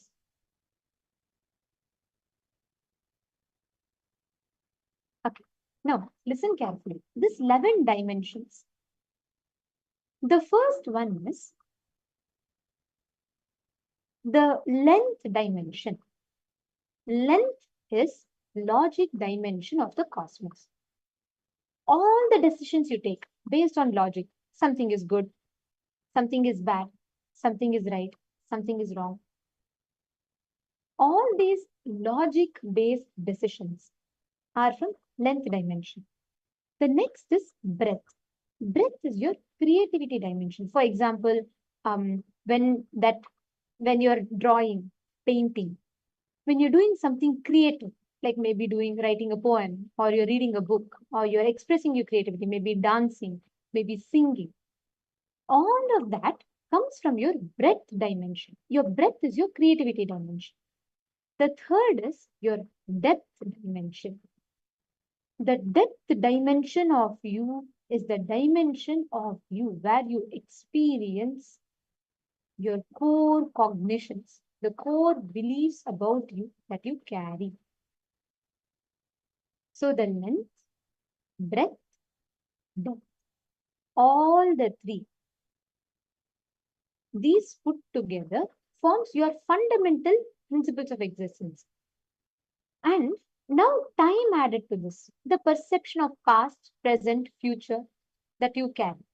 But time itself is not limited to these three, but we interact with only these three based on our understanding. And the space in which all these four vibrate and exist is the space dimension. This is the fifth dimension. Now, the permutation combination of all of these 5 dimensions put together is the 11 dimensions of the cosmos. Your brain is fundamentally hardwired to cognize, to grasp up to these 11 dimensions of the cosmos. What you need to do is you need to experience, you need to build yourself, understand the principles. What are these 11 dimensions? And you need to analyze how much of your life is length-based, how much of your life is breadth-based, how much of your life is depth-based. If you start understanding each of this, you will start cognizing, you will start understanding all the amazing principles that Swamiji is manifesting. And you will start manifesting the powers related to length, breadth, and depth.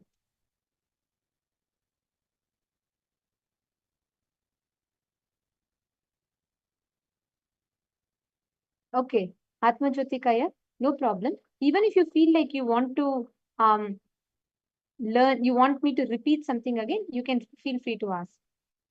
This is for all the participants, right? If you all feel like you didn't catch something and you want me to repeat it clearly once again, or even the translator, if you feel it's a little fast, you're not able to finish translating, please feel free to post it in the chat and I'll ensure that I'm able to repeat it and all of you are able to understand. All right.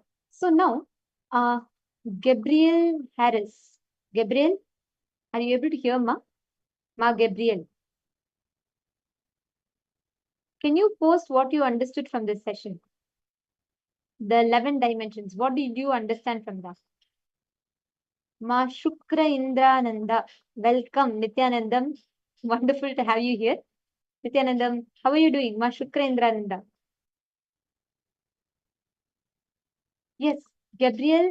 Okay, could you please post your understanding also? I see you're here and I see you're intensely listening as well. Could you please post your understanding, the 11 dimensions? Because today what we are learning are some of the most core or the subtle principles that we need to understand. Because this will help you understand some of the foundations about yourself, about the world around you. So if you all can actively share, and even if you have any questions and if you can ask, and if you have it as a discussion, all of us will collectively be able to understand it deeper. Okay, now I'm going to request all of you to analyze what is this length, breadth, depth-based thinking. Is your life predominantly based on your length dimension? Or is it the breadth dimension where you experience creativity? Length means logic, like you're always stuck only with the logic. Breadth means creation, like all the creativity aspect of it. For example, anything that you're doing that adds your emotion to the logic, that is breadth. Depth is your core cognitions about you. There is no such thing as some state is right, some state is wrong. But depth in your personality brings joy. Logic-minded people, length-based people are too logical. So they're going to miss the juice, the essence of life. Breadth added to length may give you emotion. It will give you the emotion, but it will not be able to give you the depth in your experience. It can give you experience, but not the depth in your experience. That is why Swamiji says, depth in personality brings joy. When you add depth to yourself, who you are, building the understandings about you, you will be able to shift, have the right, powerful cognitions about you. Let us all do an activity now. I'm going to request all of you to write down what all are the different activities you do in a day. Can you all write down? Take a paper and write down. Like, for example, morning you wake up, you go to gym, you do the Nithyananda yoga. Then after that, you come back and you have your, you refresh, shower, all of that, and you do the puja. Then you go back and you have your breakfast. Then you can say, I go to my office or I go to the job. Or you can say, I log into Paramashivoham program. Then you listen to the satsangs, you do the powerful cognitions, you manifest powers. Or maybe you're working, reviewing some files. Write down all the different activities you do in a day. Then later you read some book, you do some recreational activity. All the activities that you do in a day, pen that down. Take a few minutes, please write it down.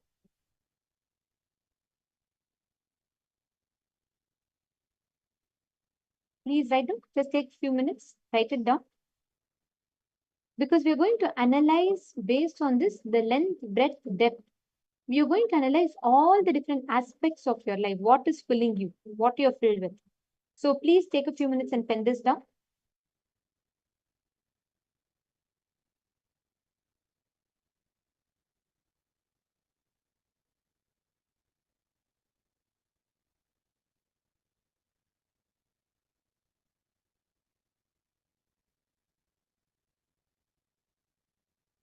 Write down all the different activities, every aspect, from morning till night.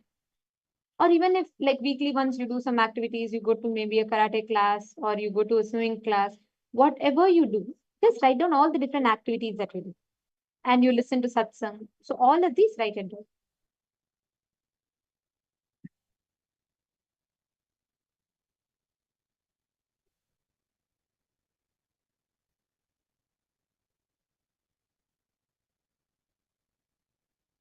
I'll give you all 2 minutes for this, so you all can quickly write. And right after you go through that, I'll walk you all through the next step.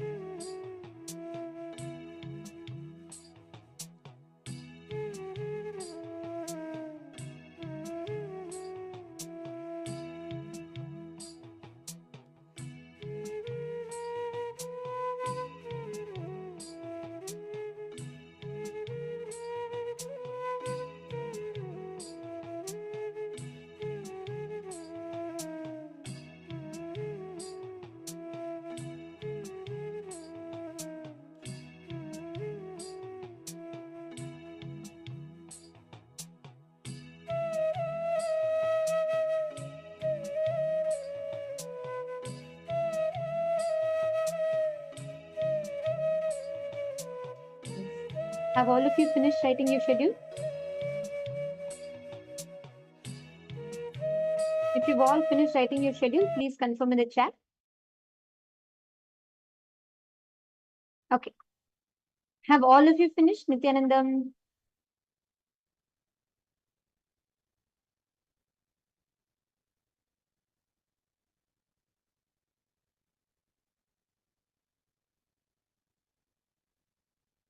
Okay. Okay. Now listen, I'm going to tell you all what exactly to do. This is only an activity to reflect. Okay. This activity will help you understand, is your day length based, means filled with only logic, or is your day breadth based, which is very creative, or is your day depth based, manifesting and empowering the core of you. We are going to be understanding this now. Okay. So if you are comfortable, you all can post some activities that you do even in the chat. So I'll be able to help you with that. And Gabriel and Ma Iqbal, can I request both of you also to please post? Ma Alice Wong, Nithyanandam. Ma Alice Wong, are you also listening? Are you there? See, in a day, if I get 15 questions per session, that means Ma Alice Wong is listening. Because I've seen you, whenever you listen, every session, you'll post your clicks, you'll post your understanding, you'll ask so many questions, and that's beautiful. So you should keep participating and keep typing out your clicks also, okay? All right. So my Dennis has posted. Now, see, analyze your schedule, okay? Read it and see how much of your, like next to each activity, for example, doing yoga, it is depth. Doing yoga is depth activity. It increases your depth. Puja, depth-based activity. Let's say you're doing some creative stuff like website designing, or maybe you're learning something on AI, you're doing some research. That is breadth-based activity. Let's say you're doing your regular reviews of docs and you're doing some content and all of that. That is all length-based activity. Now, can you all classify all the different activities that you have into length-based, breadth-based, and depth-based? Can all of you write? Mark next to each one. Okay, Atma Jyotikaya, for example, in yours, you have posted doing yoga, watching Swamiji's darshan, attending book clubs, training in Kriya. So now, for example, doing yoga is you're adding to your depth. Yoga is directly working on your depth. Same way, naturally, needless to say, darshan directly works on your consciousness itself. So darshan also once again works on your depth, powerful cognition. Same way, attending book clubs is breadth. Okay, when you read, you add to your emotion, you expand more. That is breadth based. And meditation and kriyas are once again depth based. Actually, Aya, beautiful. Your day is more filled with depth.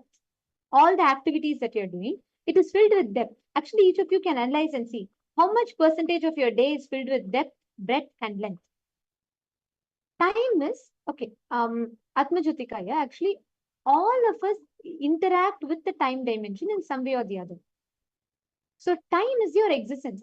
But the thing is, how you relate with that time changes.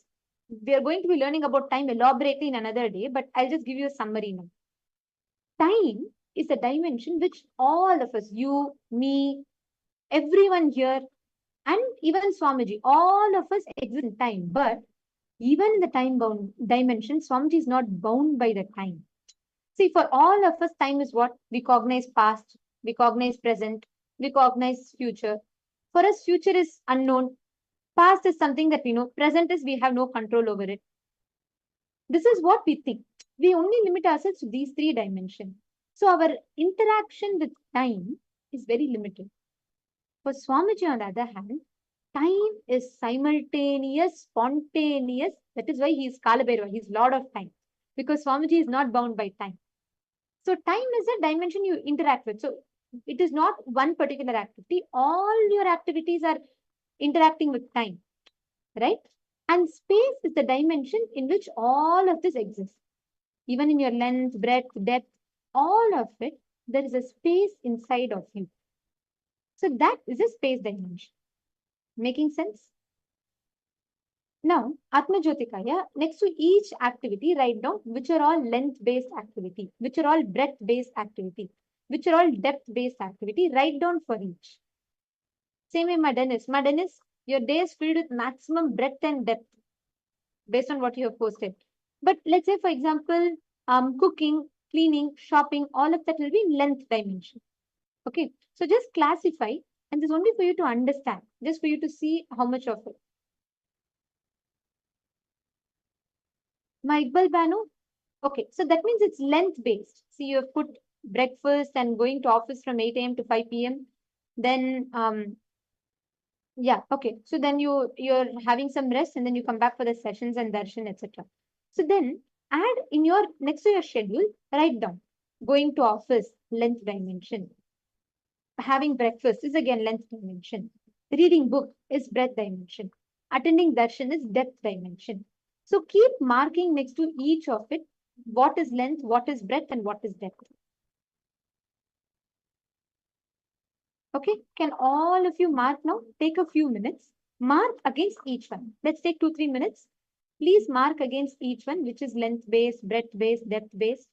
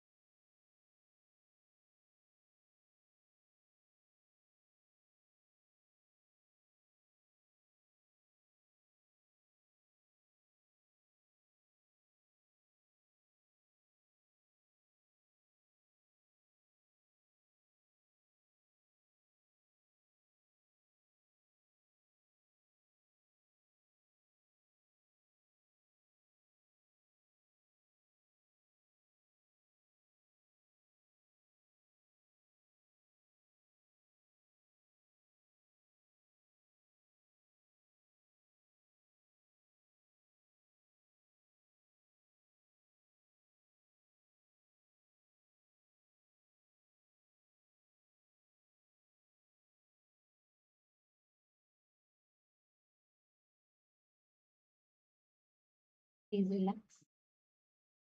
Have all of you finished? Okay. Now, let us all enter into manifesting this science. See, focus on adding the depth in you.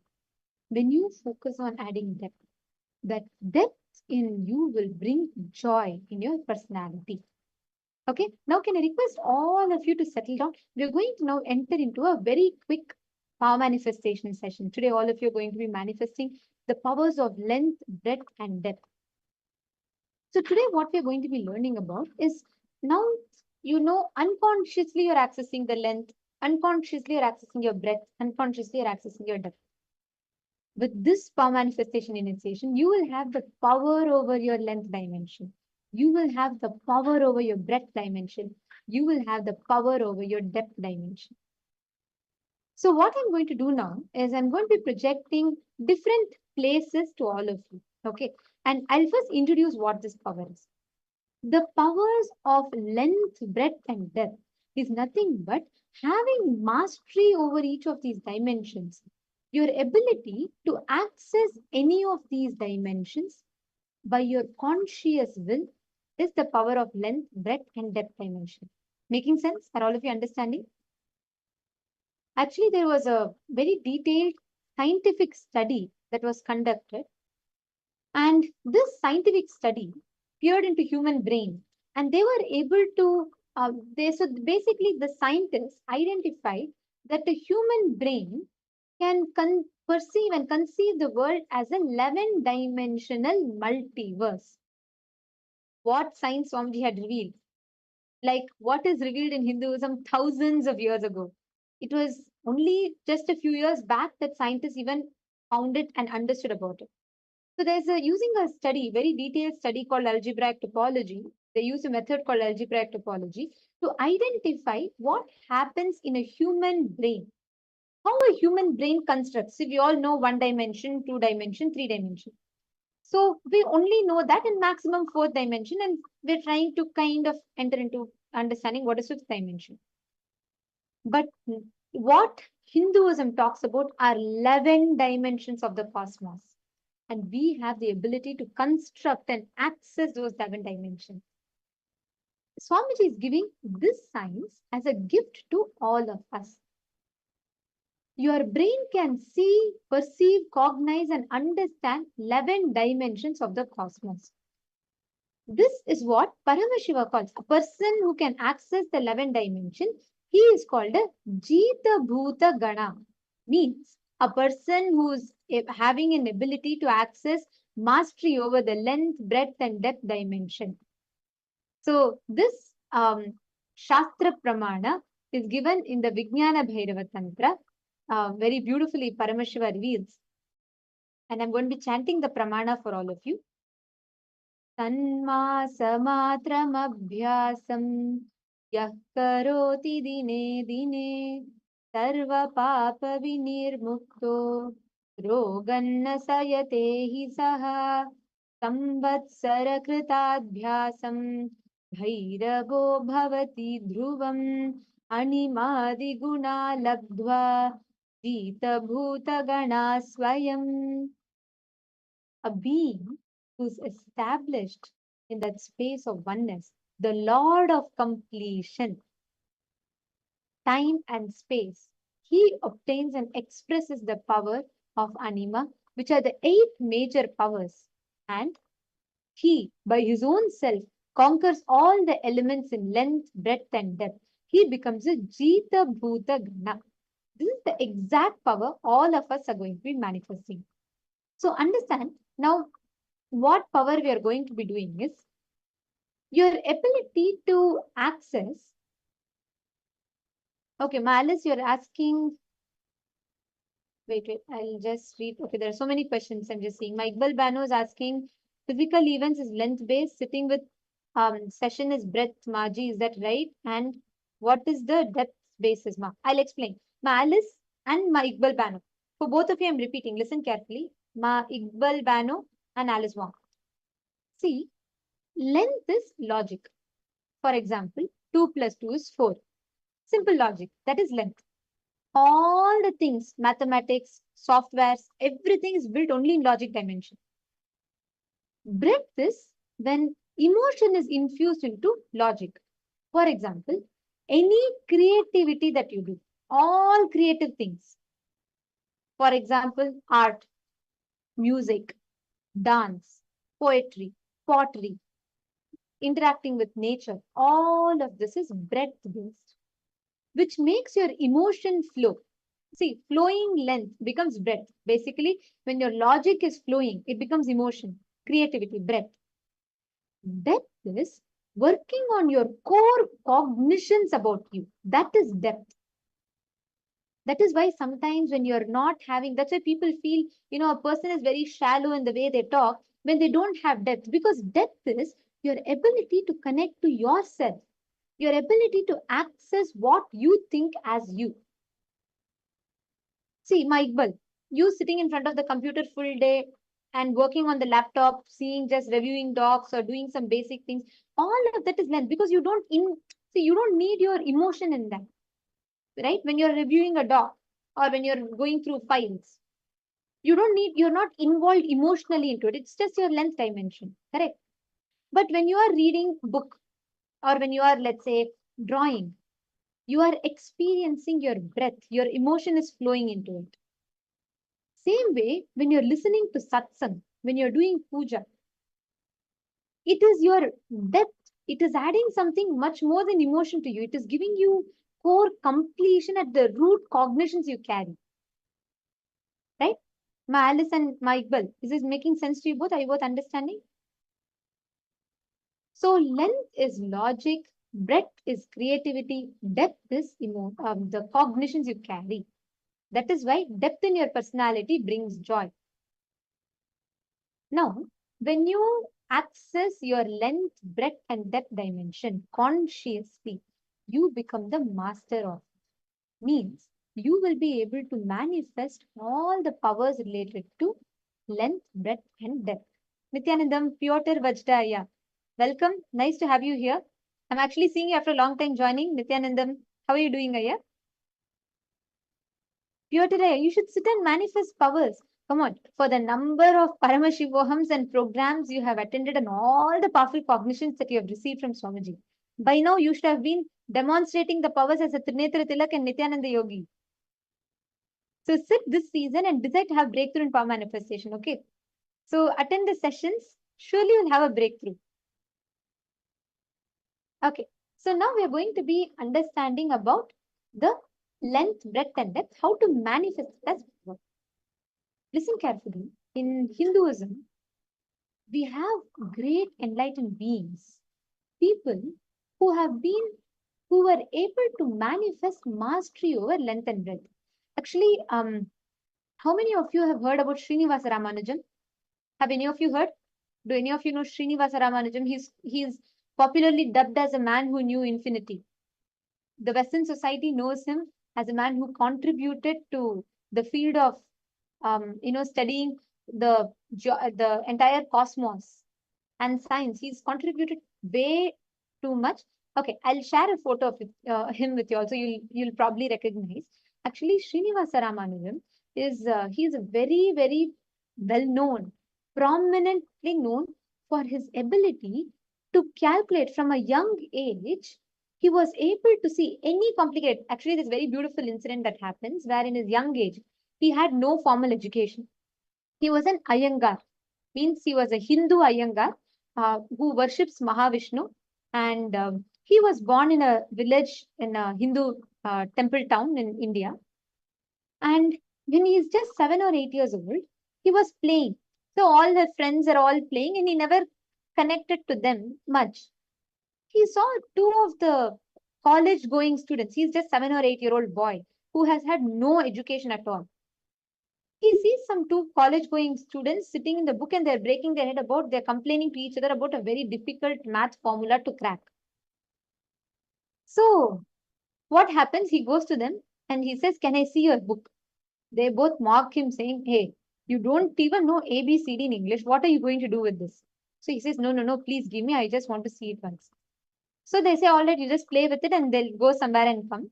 By the time they come back, They will see on his slate, Ramanujam would have taken a slate, a piece of slate and chalk. He would have written an answer to, in the math textbook, what they had given as an unsolved formula. He would have written an answer for it very casually. They will be shocked. These students who are going to the college, they'll be shocked. They'll say, even our professor didn't know who taught you this. Tell me honestly, did you write it? He'll say, yes. Then they'll say, how did you write it? He'll say, no. Namagiri Tayar, Lakshmi showed me. They're all shocked. And then they discover that he's an amazing, he's adept. He used to be able to see any question. You all can see his photo. On the bottom right corner, that is Srinivasa Ramanujam. He's very, very well known. Actually, any question given to him, right? He used to be able to write the answer and he will tell in his dream, in his vision, Devi used to appear and tell him the answers for each question. Swamiji tells he had mastered the length dimension of the cosmos. He had become a master of it. So he was not controlled by the length logic field. The logic field was under his control. So we have this science in Hinduism of being able to manifest anything in the length, breadth, and depth dimension. You'll be able to manifest it. Even Swamiji, there's a very beautiful incident when Swamiji was just 9 years old. You all can see here. This is a deity that Swamiji carved. And this is the, in the copper sheet you are seeing, right? That is a Sri Yantra that Swamiji drew. And at that time, Swamiji had no idea what these yantras were. He had no idea how Sri Yantra would look. Just one vision. And right after that, Swamiji went to his home. He took the compass from his brother's geometry box. He took a copper sheet and he carved out one of the most complex geometrical structures in Hinduism, which is a Sri Chakra. Just once, without any reference, without any kind of a this thing. Swamiji has, of course, mastered all the 11 dimensions. Now, Swamiji has initiated all of us to manifest this exact same power, where you're going to be able to see anything that is happening in the length, breadth, and depth dimension, and you'll be able to manifest. So now, I'm going to share with all of you the exact level that we're going to do. So what I'm going to do is, I will be showing you all two places, any two places, okay? You're going to scan and draw a Google map design to go from point A to point B. Are all of you understanding? Listen carefully. I'll show two places, image. Okay. You're all going to try, just do it like a game. Like how, for example, Atma Jyotikaya. If you want to go from your house to book club, you'll probably take a Google map, you'll put the location, and then you'll say, okay, I want to travel from this point to this point. Right? Alice, we all interact with Google Maps so often. We say, okay, and the map will tell you the location, the distance, the duration. You are now going to be able to manifest that exact same power. Alice Wong is posting, wow. Ma, you're going to manifest it right now. Just sit. If you're not, see, if you're driving, if you can pull over for 21 minutes, it'll be great. Just sit. 21 minutes spend time in manifesting this power. I'll be projecting two different locations for all of you. Just do it like fun. Don't worry. Nobody is going to give you fail marks, pass marks based on your answer. So no one should feel, see, the only incompletion that will stop you from manifesting this power is fear of with education. Like if you've had incompletion with math. Actually, I still remember when Swamiji initiated us into this power. The first time when I had to do, Swamiji said people should ask a mathematical question. So I had become so afraid because from a young age, I had a deep incompletion with math, right? I used to feel it's impossible for me to ever understand anything related to math. So the first few rounds of this power, I could not manifest at all. I was getting wrong answer. And I still remember there were a group of participants and they used to keep asking different questions to me. So they'll give like complicated math formulas and questions. So Swamiji was observing and I was sitting and I was like, a number is wrong, this is wrong, that is wrong. And I got so, like, I was like, oh God, why am I not manifesting this, right? So Swamiji looked at me and Swamiji said, what, you're not manifesting like that, Swamiji? And I said, no, Swamiji, I'm not able to see it. Then Swamiji, after a few minutes, Swamiji said, I understood your problem. Your only problem is you're having incompletion with math.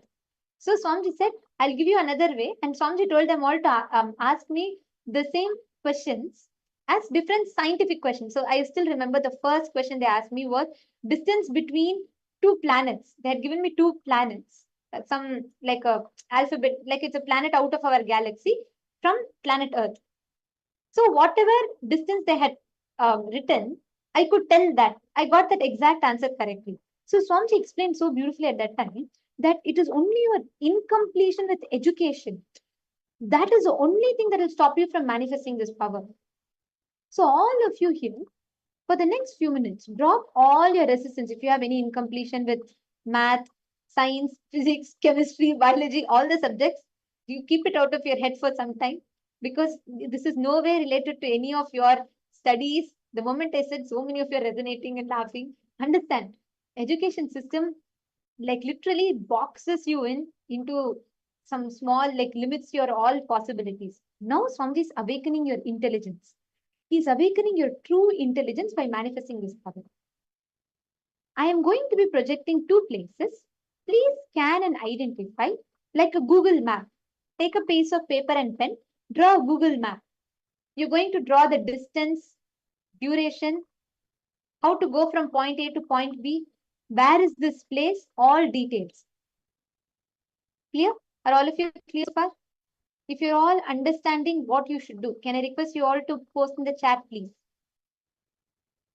If you're all understanding what you need to manifest, can I request all of you to post in the chat, please?